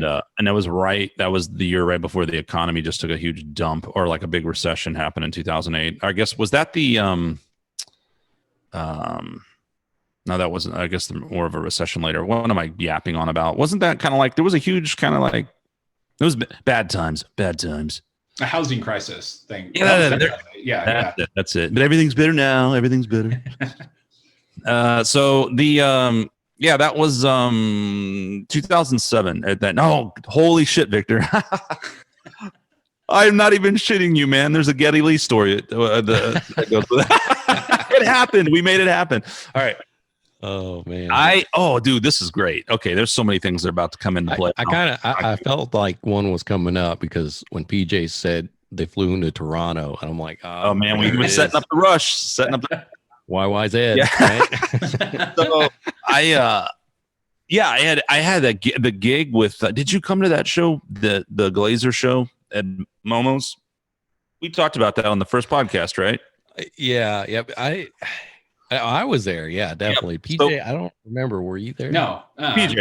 Okay. PJ wasn't. But you. So that was the one time my brother might have played there a few times. And the only time I ever played there, and we did that show. And I just remember sitting before the show. We were sitting outside, and Rob and Blaine were there. And I hadn't gone to the NAMM show that day, but they did. And then I went the next day. So they had actually gone the day before, and they had talked to Tragan a little bit, and I remember them being like, "Yeah, you should come check out this company." Blah blah blah. We had I guess a reasonably good press kit at the time or whatever, and I was like, "Oh yeah, cool. I'm definitely gonna go tomorrow." And but anyway. Geddy Lee thing. So, and then they drop a magazine on the table and they're like, oh man. And we ran into, cause this Rush thing has been long running. And they dropped this magazine on the table. It was like, look who we ran into. And it was like, and it was Geddy Lee on the cover of a magazine with a signature. And I looked at it like for a second, like, what? Fuck you. It's just like, they had just like made up this like fake signature that's like skunk, blah, blah, some bullshit. Anyway, I just remember that. There was a Rush joke that day. So anyway, did that gig, and then the next day I went to the NAMM show here in Austin and met Tragan, and we talked about a custom guitar. And so me and PJ, you remember that girl Flash, right? You met her, yeah. And so, and Flash, we were the first two. There was us two, and then another guy in LA, maybe probably that same year, that were like the first three artists. And so then I went out to in 2008 was the first time I went out to the big NAMM show in Anaheim and did that whole thing. That was definitely a learning experience. But so that's how that came about. And then with when I met PJ, in fact, I think I probably went through you, PJ, like you know what I mean? Because I didn't really know Kim, and I was like, I had talked to Tony with Tragan Guitars, and I was like, man, you ought to check out this band, blah blah. Kind of went through PJ, and then they ended up setting that up, and then getting Kim on board and setting her up with the signature guitar and everything. So yeah, that's how that came about. Do you remember what year that was? Was it 2009 or 10? Because you guys came out to the NAMM show. Y'all hung out at that one NAMM show. I don't remember what year that was. That would have been 2009. Yeah. Which is great. Before that, like we were buying up like those $100 Dean guitars from like a Guitar Center. Yeah. And they would last like a month and a half maybe, and just like we would wreck them. Oh yeah. She always had like tape on everything, and it was a big mess. But yeah. So that again, it's funny to think like how far back that's over a decade ago. Oh, I remember that too. I think that was the same year that we hung out with Yayo out there. Remember that? I hit up Yayo, man. That bastard's hard to get a hold of, but I'm gonna have to try to talk to him about coming on and doing the podcast too sometime. Obviously, he's known for various reasons. Kiss Guy being one of them, but this was far before Kiss Guy. I remember us hanging out and him in a hotel room, and there was just who knows, man. Just fun times out there. I think we went. I just remember eating it, since it's all across the street from Disneyland, going over there, and fucking, I don't know. I get them confused at this point. I can't remember all the NAMM shows. Yeah. The reason I brought up Tragan was because PJ, you guys were busy. You guys were all over the place. And I think you guys met Dave Navarro, or you were talking to Dave Navarro or something, because he noticed the guitar, right? Kim's guitar. Yeah. And it was that Tragan signature. And I think, didn't he have one made or something? But I just thought it was just really cool to see how busy you guys were and just all the people that you were talking to at the time. And that's kind of how that popped into my head. Yeah, I think maybe they gave him one. I remember an interview about that. That was probably right when that happened too. I don't know. Do you remember that, PJ? Oh, like him getting a guitar, like Tragan gave him one, right? I think so. Yeah. And like on tour, like we actually stopped through like his factory and stuff like that out in Pennsylvania, and like met the staff and everything. That was really cool. Awesome, man. Yeah, I'm yet to ever. I never did that. I saw him at a gig up there when we played in like Frederick, Maryland, or something. He came out actually two times. One time with Dead Earth Politics, and one time with a good Rogering. But I've never actually been into Chambersburg. Right, that's where it's at. Yeah. But there was something else I was going to say now related to that. Remember also at that time there was a guitar player, this dude Tommy Organ, who was talking with Tragan, and they made him a couple of really, really cool guitars. And I'm not sure what he's up to these days. I mean, I know he was playing on, I want to say he might have played, I could be totally wrong here. He played on one of those late night shows, like maybe, remember George Lopez had a show? Oh yeah. I think he was I think he was the musical director, the guitar player or something for that. Actually, I could be totally wrong, but he was on one of those shows. But bigger than that, like he was one of Michael Jackson's guitar players. And they were going to go do all those London shows. He was going to go play all those shows, and then fucking Michael Jackson croaked right before that happened in 2009. I remember that, man. That's the day I quit. The day I quit Strum was the day Michael Jackson died. And we got one of the best quotes of all time that a good Rogering ever got was, I don't know if you remember this dude. His name was JT. God dang it, yeah, Jeff Tyson. JT Drunk? No, Jeff Tyson. He used to work with Guitar World. And and so he was the guy who went through, and we used to, man, that dude was so me, him, and Tony from Dragon had so many laughs at both Nashville and Anaheim NAMMs. But I remember all of us hanging out in the Hilton, one of those after the fest, after the convention party things at the Hilton there, just talking about just gut wrenching laughter at the dumbest shit. That dude was the funniest guy. And then he worked with Loudwire, and I haven't talked to him in many years, but anyway, he used to be one of the editors or some, blah, blah, blah with Guitar World. So he was very gracious. We had all had ads in Guitar World and stuff back then. And, but he, without even, just because we dug the band and dug a good Rogering, he actually put Born to Follow, one of our early songs from our first EP, on a CD-ROM of one of the Guitar World magazines, which is pretty cool. And then I remember he sent it to me. I think Hendrix was on the cover of that when he sent it to me. He's like, check inside or something, blah, blah, blah. So but anyway, there was a point to this goddamn story. Fuck me. Something about a quote. Yeah, the quote, the fucking, thank you, Victor. Shit. God damn it. So I'd fit in perfectly at Burning Man. Give me drugs. So, which I'm actually totally sober now. That's the worst part. But so so a quote. He was like, we had a quote from him that was something like, a good Rogering something, bam, and just like that, white men restoring my faith in black music. I don't remember what it was because it was like Michael Jackson had just died and it was somehow related to that, but it was a really awesome quote. But yeah, I gotta find that dude. He's a cool guy, man. Anyway, tangent on that one, but yeah. I was gonna say either a quote or an autograph from Geddy Lee. Jesus, man, I'm sitting here like we were talking about this on our last catch up recap thing, Victor, about the muting now, trying to start muting and not having all the gurgles and the sniffles and the bullshit. And I'm sitting here. It happened again. I don't know if this is it's going to come through my mic. I'm going to have to go through and edit this shit because I'm just telling the bubble guts like a motherfucker, dude. I'm just telling the story and I'm sitting right here like, bleh. I mean, so I'm going to mute myself and shut up. Mute yourself and just burp. There we go. It works. Well, cool. Man, yeah. So,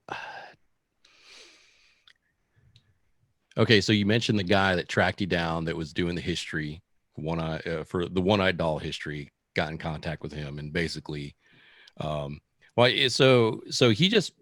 was just wanting you to see like what, kind of like the state that they're in or like what they're doing now. He wanted to like kind of confirm some story because he was getting kind of like weird kind of vibes from a couple things that were going on, and he's just like, hey, back in your days, like what was this story like? Because he heard like rumors of like, oh, this thing happened. what actually happened. And like he was just kind of confirming like what happened during those days, or like what happened when with the CD rush or something like that. And it was really interesting. It was really interesting, kind of like kind of catalog all those days that were so long ago. And he contacted me like right at like the 10-year anniversary, like when I left the band. Okay. All right. So it sounds like he was running into conflicting stories of what actually happened. And okay. Yeah. Gotcha. Hey, that when you were talking about moving to New York, who was the guy? There was a dude up there in New York that did a documentary on you guys way back. Was that guy that you were talking to there? Is that someone you still stay in touch with, or David Jr.? Yes. DavidJr.com. He's dude's awesome. He did the documentary on us, and after I ended up leaving the band, he kept like in really good contact with me, and I literally just heard from him earlier today. He's still doing great. Yeah. I actually just saw that documentary, like the one, like after your split, like after you left, and just kind of like that post one-eyed dog time. So Yeah. that pulled up when I was prepping for this one for this podcast. But I do remember that back in the day, because that was something that you mentioned when you were taking those trips to New York, and I was like, oh yeah, I remember this now. Yeah. Yeah, it was good times. Yeah, he was a great friend, and and I definitely wanted to move up there, but then all the Burning Man stuff happened. And swap that channel, headed to LA for some reason. Well, now that you're on the East Coast, the cool thing about the East Coast, and what's cool, I mean, I don't have any West Coast touring experience, but COVID had something to say about my first opportunity with that. But the East Coast is so cool. And I mean, I know you're a bit south and still in North Carolina and that eastern most part of Virginia, Tennessee. But once you get up in that area, there's just so much crammed up in there, and it's really cool. Like, how far are you from? It doesn't seem like that's that far from like Philadelphia and stuff, and then in another 6 hours to New York. Like you're maybe a 5. Yeah. Well, how far do you think you're? Like 12 hours from New York, maybe, if that. Oh, if that. I'm like 5.5 hours from DC. Yeah. Okay. Oh, okay. Yeah. So that's pretty cool. Like another 5 or 6 to New York City. Oh, okay. Yeah. Okay. Yeah. No, I remember because I ended up having a bus ride this last time from New York to Philadelphia. Yeah, I did the train from Newark to DC one time. Yeah, it's cool, man. It's really cool being in that area. I'm looking forward to, and you have no say in the matter, PJ. That next time I'm coming through that area, I'm just going to be like, hey, I know a guy here that we can stay at his place. Did I ask him? No. And then we can show up and you can be like, oh, let me show you through these doors that don't have handles on the other side of them. Fuck off for 18 hours. Just show up with a case of Guinness and some dude, kind of whiskey you were fucking drinking? Yeah, case of Guinness and some pepperoni, and PJ's like, be like, come on in. There you go. And then like 4 hours in, PJ's just coming up to everybody like, I love you, man.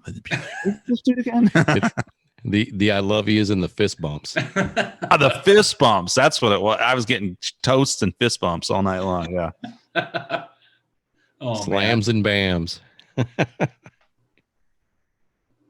What a year. You come back to Texas at all, man? Or you just, when's the last time you were here? I usually go there for the holidays and stuff, see family and stuff like that. And I head down to Austin every time I go to into the area. I definitely need to hit you guys up again. Dude, speaking of which, I totally forgot. You were here, who knows? It's been at least 2, 3, 4 years. But there was a time that you actually were in town and we did hang out. And we went to that place, Red's Porch or something. Oh, yeah. Yeah, it's awesome. Yeah. Definitely hit us up, man, next time you're down here, assuming we can actually, hang out, be within proximity. Yeah. 6 feet each other.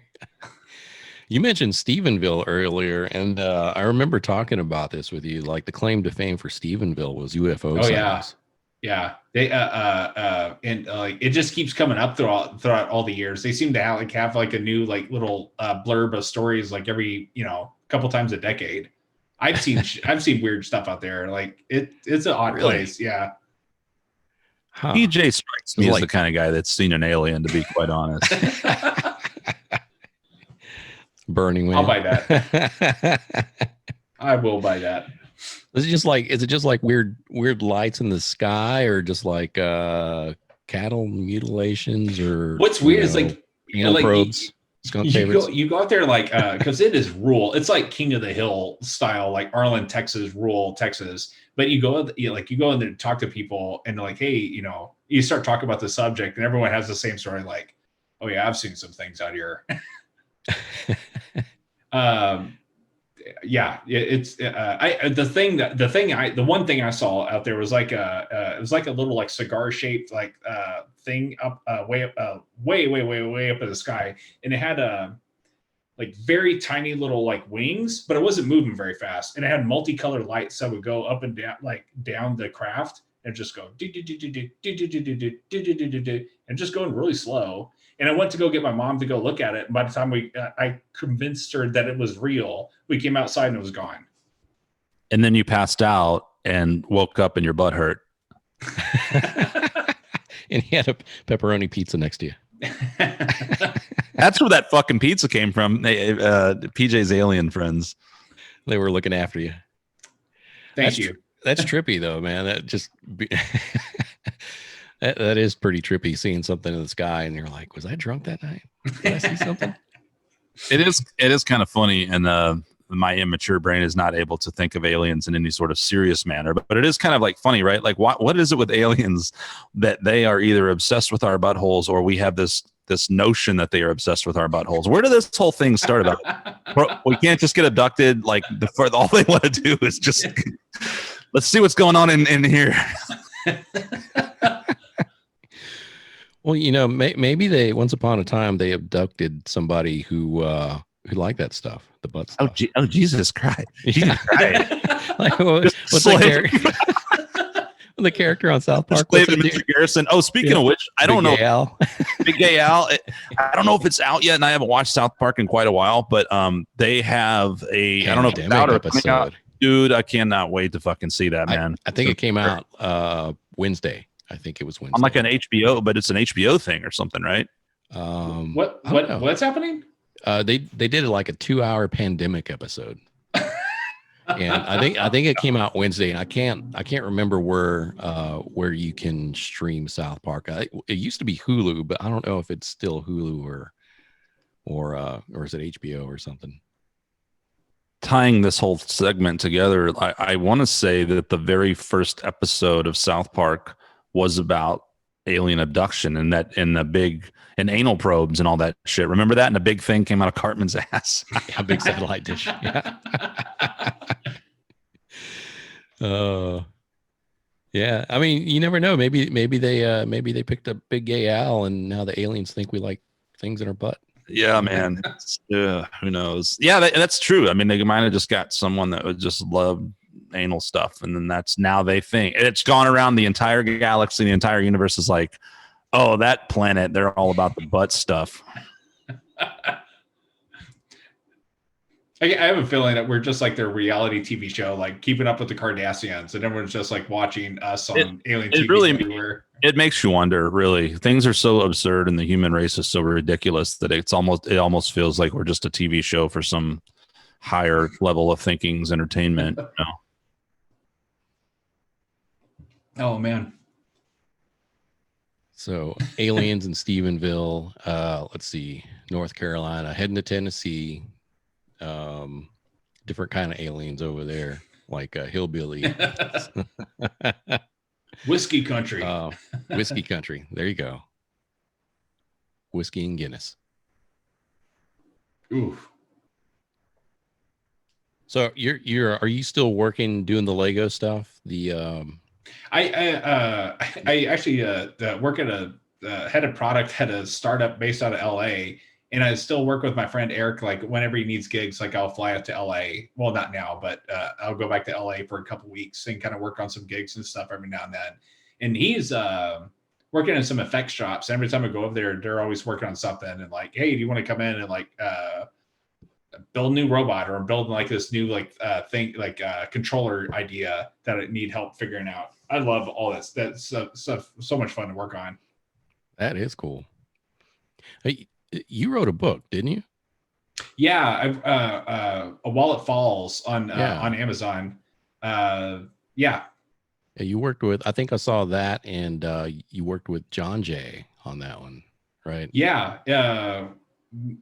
Me and him have kept pretty close. Like they're like after I left the rack and everything, and he.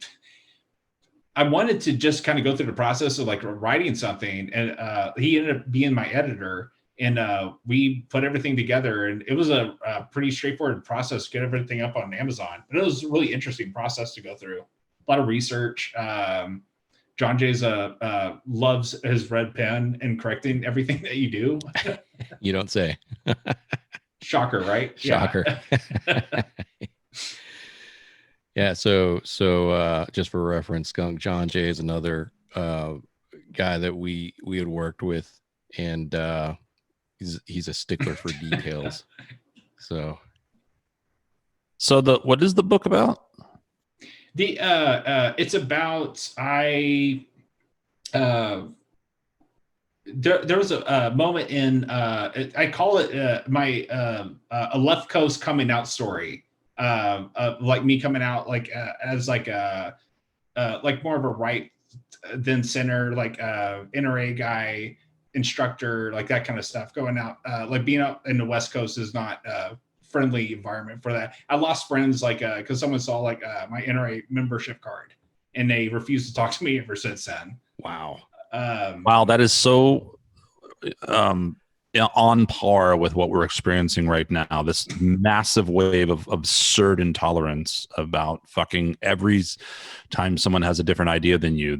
You're automatically now, because you said NRA, right? Because you carry firearms or have an NRA card, you automatically are a stout Republican who loves Trump, hates black people, et cetera, right? This is the fucking ridiculous, thinking of people sometimes. And it's really why I left LA. Like there's some real shit like that going on for sure. The intolerance and violence out there has just gotten like people just getting killed in the streets for having different opinions, and it's ridiculous. Yeah, super tolerant. Yeah. Yo. Diversity in everything but thought, right? Yeah. Well, James Hetfield talked about that a little bit. He moved out to Colorado because people were giving him the sideward glance every time he'd show up with a deer strapped to his truck, right? That he went out and killed. He went out to go hunt, and people would just kind of give him this dirty look. So he was like, "Yeah, moving to Colorado." Yeah, I've never been a Ted Nugent fan, but I have with guys like him or Joe Rogan. There's a comedian, I can't think of his name. I don't know if you guys have seen this, but he impersonates all these different celebrities and stuff. And he does this one where he's Joe Rogan. He's got a little like bald cap on, and he's talking. He's like every Joe Rogan episode or something. It's really funny. And he's like, yeah, so I practice martial arts, this and he's that. And he's like, have you ever tried elk meat? Yeah, bro, elk meat and all that. But it's true. Like Joe Rogan's all about this elk meat, and he goes, and I'm sure he's got a whole bunch of land out here now or whatever. He goes hunting, and guys like James Hetfield, like that's totally cool, man. Like if you're gonna go out and kill something and eat it and use it, that's what nature's design, right? Now to just kill for sport, it's not something I personally am into or never have been, especially not killing anything endangered. And I think there should be very, very, very harsh consequences to that kind of shit. That's just despicable to me. But yeah, I mean, it's kind of fucked up when someone like kills a fucking deer, and you're giving him shit about, fuck you. If you're going to eat the deer, like, dude, fuck off. It comes down to the smug cloud, the South Park smug cloud San Francisco thing, And I don't want to rail on everyone on the West Coast, but it's that there's a notorious stigma there with that about it's a very much a lot of like very holier than thou, that mentality of just looking down your nose on other people And man, were we just talking about this, Victor? Or I was just having this conversation with someone about the notion of like, I think we're all just hypocrites, right? And so you're sitting there looking down your nose on someone else, and you're basically insulting them about, well, you're a capitalist racist while you're, doing it from McDonald's. Oh, your corporation's bad, and here you are, your fat asses texting about someone while you're eating a Big Mac on your fucking phone that was built by some 4-year-old in a slave shop in China. Fuck you. You know what I mean? Like the hypocrisy is so ridiculous, I mean, I don't give a shit if someone eats meat or is a vegan or whatever, man. Like, as long as you're not judging other people. I mean, I don't want to go on this tangent again, but it's funny you say that, PJ, because I just like, I can't stand that when people are so fucking judgmental. Like, so what if you want to carry a fucking firearm and shoot a deer? It's your business. I feel like like the coast out there, especially like all started in Berkeley, and like it just kind of like really kind of grew out there, and it really is turned into like this West Coastness is turned into a almost like fervent like religion that they kind of judge everybody off of, and it's really bizarre to be right in the center of. But it's like complete judgment against anyone who doesn't follow the ideology. Like, cool, you're a religion. You're a cultist religion. It is. You're right. Well, and then I don't know if it's what I would assume. I mean, I remember being out there 20 years ago and Scientology all over the place, and I think it's kind of silly personally, but Scientology is just like a whole nother level of funny. And but yeah, I mean, dude, seriously, like if you believe that shit and you're judging other people, like that's the definition of irony in comedy. Right? Like, well, the aliens and like, well, fucking, what's his name? Legend chef from South Park, Isaac Hayes, right? Oh yeah, that motherfucker. Here he was making fun of everyone, participating in the show that is like, that is their MO, is to satirize and make fun of. And one thing I love about those guys in that show is they don't hold back. They don't hold back, and they don't pick sides. They play fair. They fucking hammer everybody, and I love that. It's fair.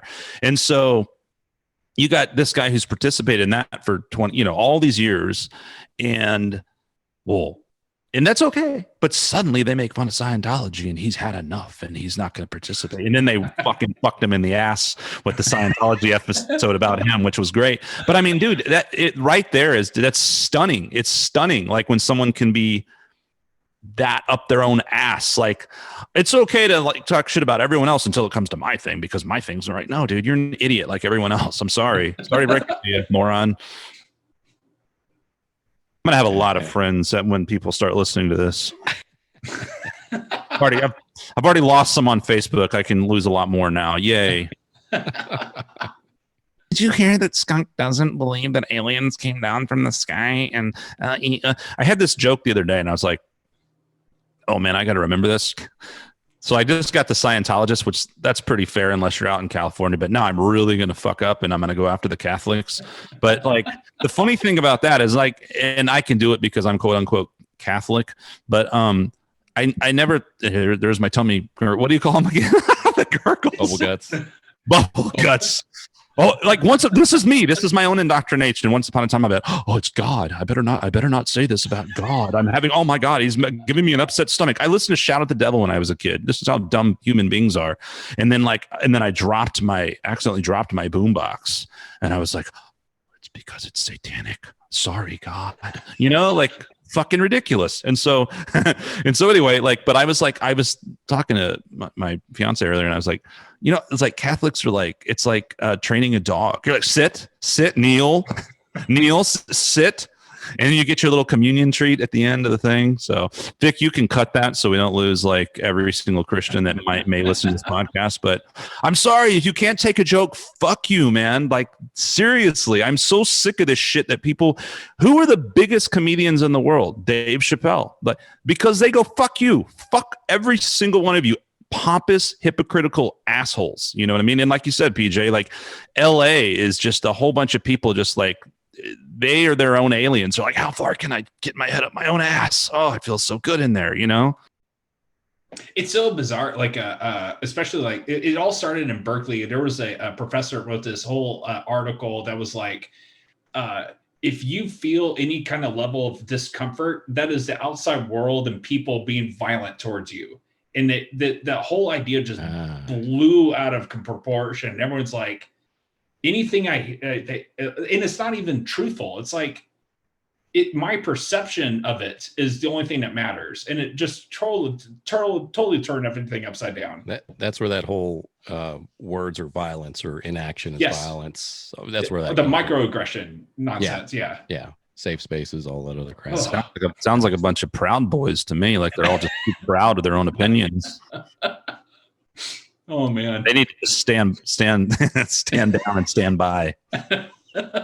Stand down and stand by with your opinions, sir. How about the latest news with the old Mr. Trump? Do we think is this real, or is this a genius ploy by the Republicans to keep him from debating and further making himself look fucking horrible? It just happens to be 2 weeks before the next election. Like everything's lining up. Very interesting, isn't it? Yeah. Just happens. It's all coincidental. I just don't. It just smells so weird. What are your opinions? Vic is smart. He doesn't speak on these. I'm an idiot. I'm like, bleh, and people are like, never again, skunk. You are dead to me.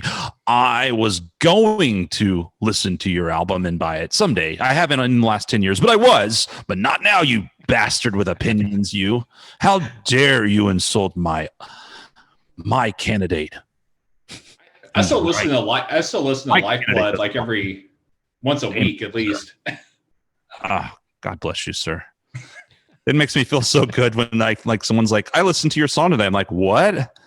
Thank you. I almost killed myself 100 times making that album. I'm so glad it gets listened to by a few people. Okay, last thing, right? So again, what does it matter? We're going to die. Aliens are going to put things up my butt. Who cares? Like, so I think I was kind of like thinking about this earlier, PJ, when we were talking about your car and drummers. Okay. I think in comedy, and by the way, on that comedy show, I went off on drummers. Someone was like, are you a drummer? And I was like, look, fuck drummers. Okay. Here's the irony about what we're about to talk about. I have spoken with Chris Farrell, who was interested in doing the podcast. And I will say, Vic, I think he'll be a damn good guest. People will listen to it because he's like one of those, you know what I mean? He's like one of those people. Like you want to know, right? Yeah. And he does have obviously some pretty interesting, a story on things, but great Chris Farrell story regarding PJ. PJ, you know exactly where I'm going. So, this is just so fucking classic. Okay. So some backstory. Chris Farrell is an interesting character to say the least. I've known him since 2006 when I joined Quarter Shackle. He was the drummer for Quarter Shackle and fantastic drummer, very opinionated, very not always the easiest guy to get along with. All right. He's definitely an interesting, eccentric fellow. Originally from New York, Staten Island, I believe, played gigs and stuff coming up in that area. And so he's got a lot of cool history in that realm. Came down to Austin, I could go. I can't wait to talk to him on the podcast, honestly, because it's just like, wait, what? Is this reality? So, nowadays, I don't know if he actually ended up playing with him in a country band. He was in Quarter Shackle. Then he became the drummer for A Good Rogering. And so we played a lot of music together, and I wanted to stab him in the face many times, but he's actually the one that plays or that is a bladesmith. He makes knives and blades and swords and all that kind of stuff. And he actually won a season of what's that fucking show where they make blades and all that? Oh, Forged in Fire. Forged in Fire. Yeah, he was like the winner of a season of that or something. So anyway, he'll be interesting. But so Chris, I've run to a few times over the years, and like I said, we had played together, this and that. So, but there was this time, right? He's notoriously tardy and kind of in his own world, and so he's a drummer and didn't have a car.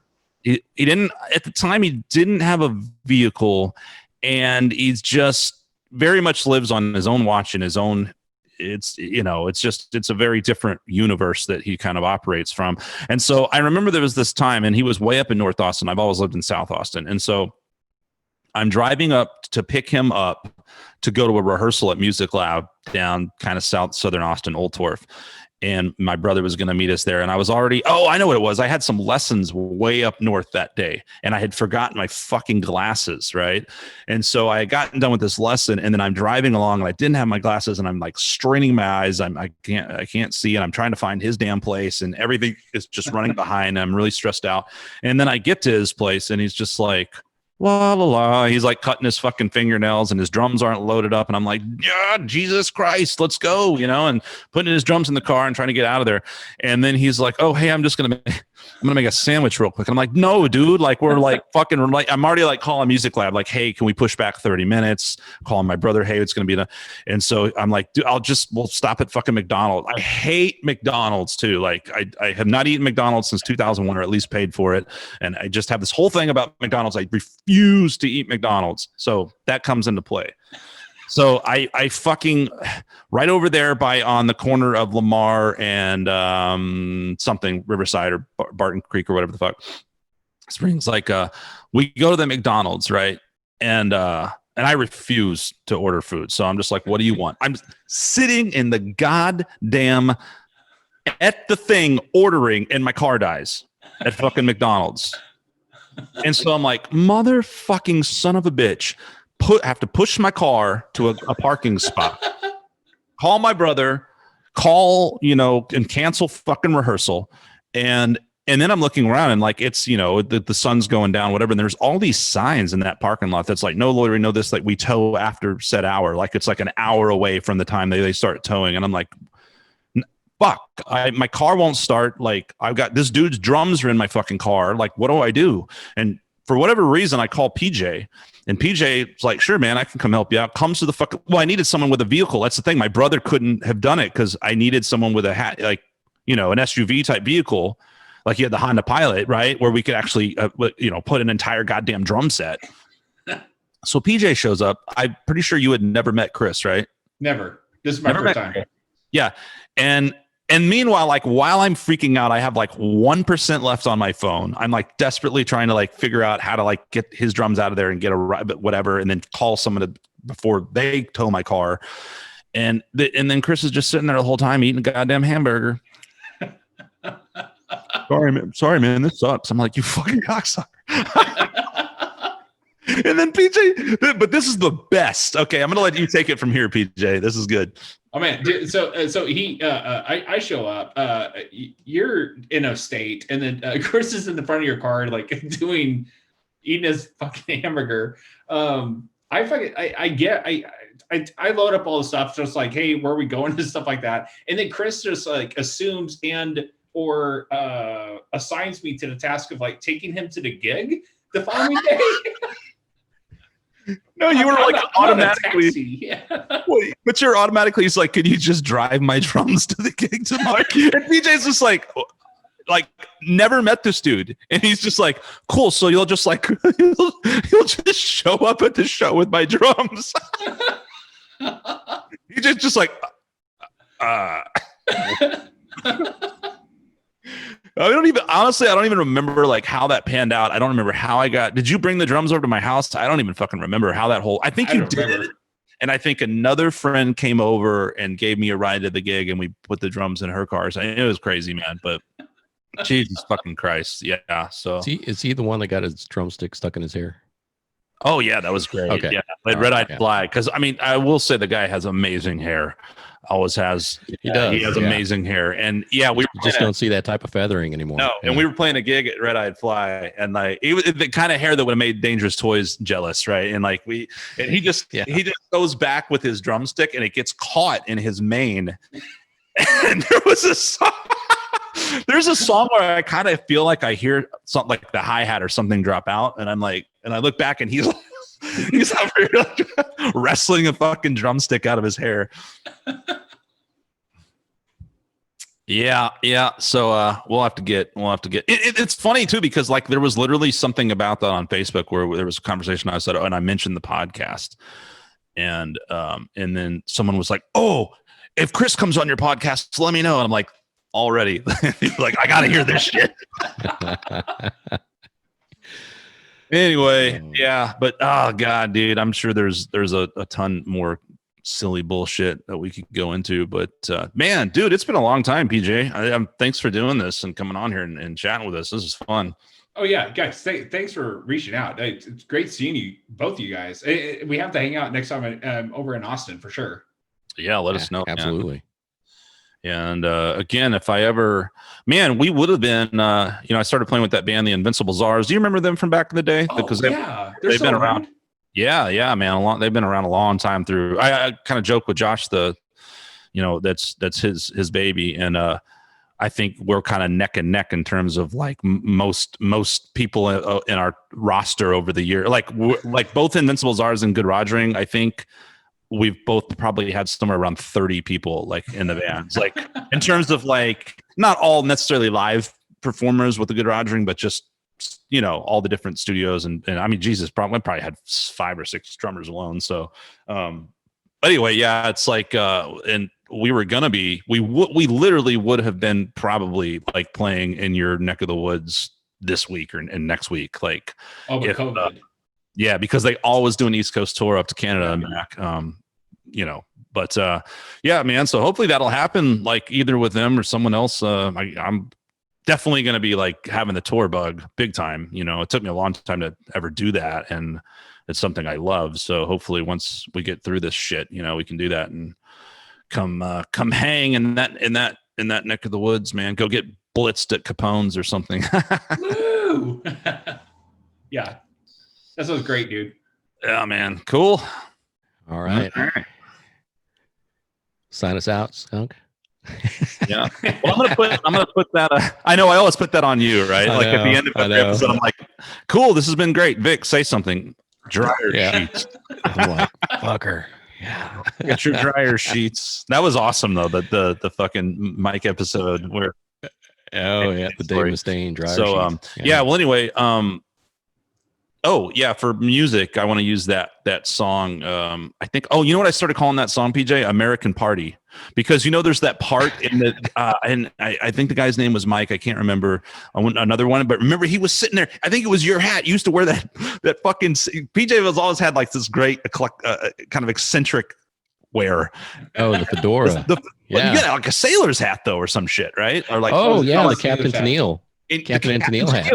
So you, me, AJ, we're all going at it with this blow up doll, and then the camera pans over to this dude sitting in the corner with like that fucking hat on, and he's just like, "So this is what you call American Party." so there. So in that song, like there's a breakdown, and I actually expanded that song and put it in there again. Like I tweaked it, and I need to send it to you, man. I guess you haven't even heard it since I fucked with it, but there's like a break in the song, and you just said like, "So this is American Party." But anyway, that's going to be. So we'll have to throw that on this podcast, and then we'll cook up some outro music too. The song is amazing. Pretty great, yeah. All right, there you go. Awesome. So it's been an American Party with PJ, Paul Evans, and until next time, Skunk Manhattan and Vic Ramos signing out of Eclectic Soundtrax. Later. Peace.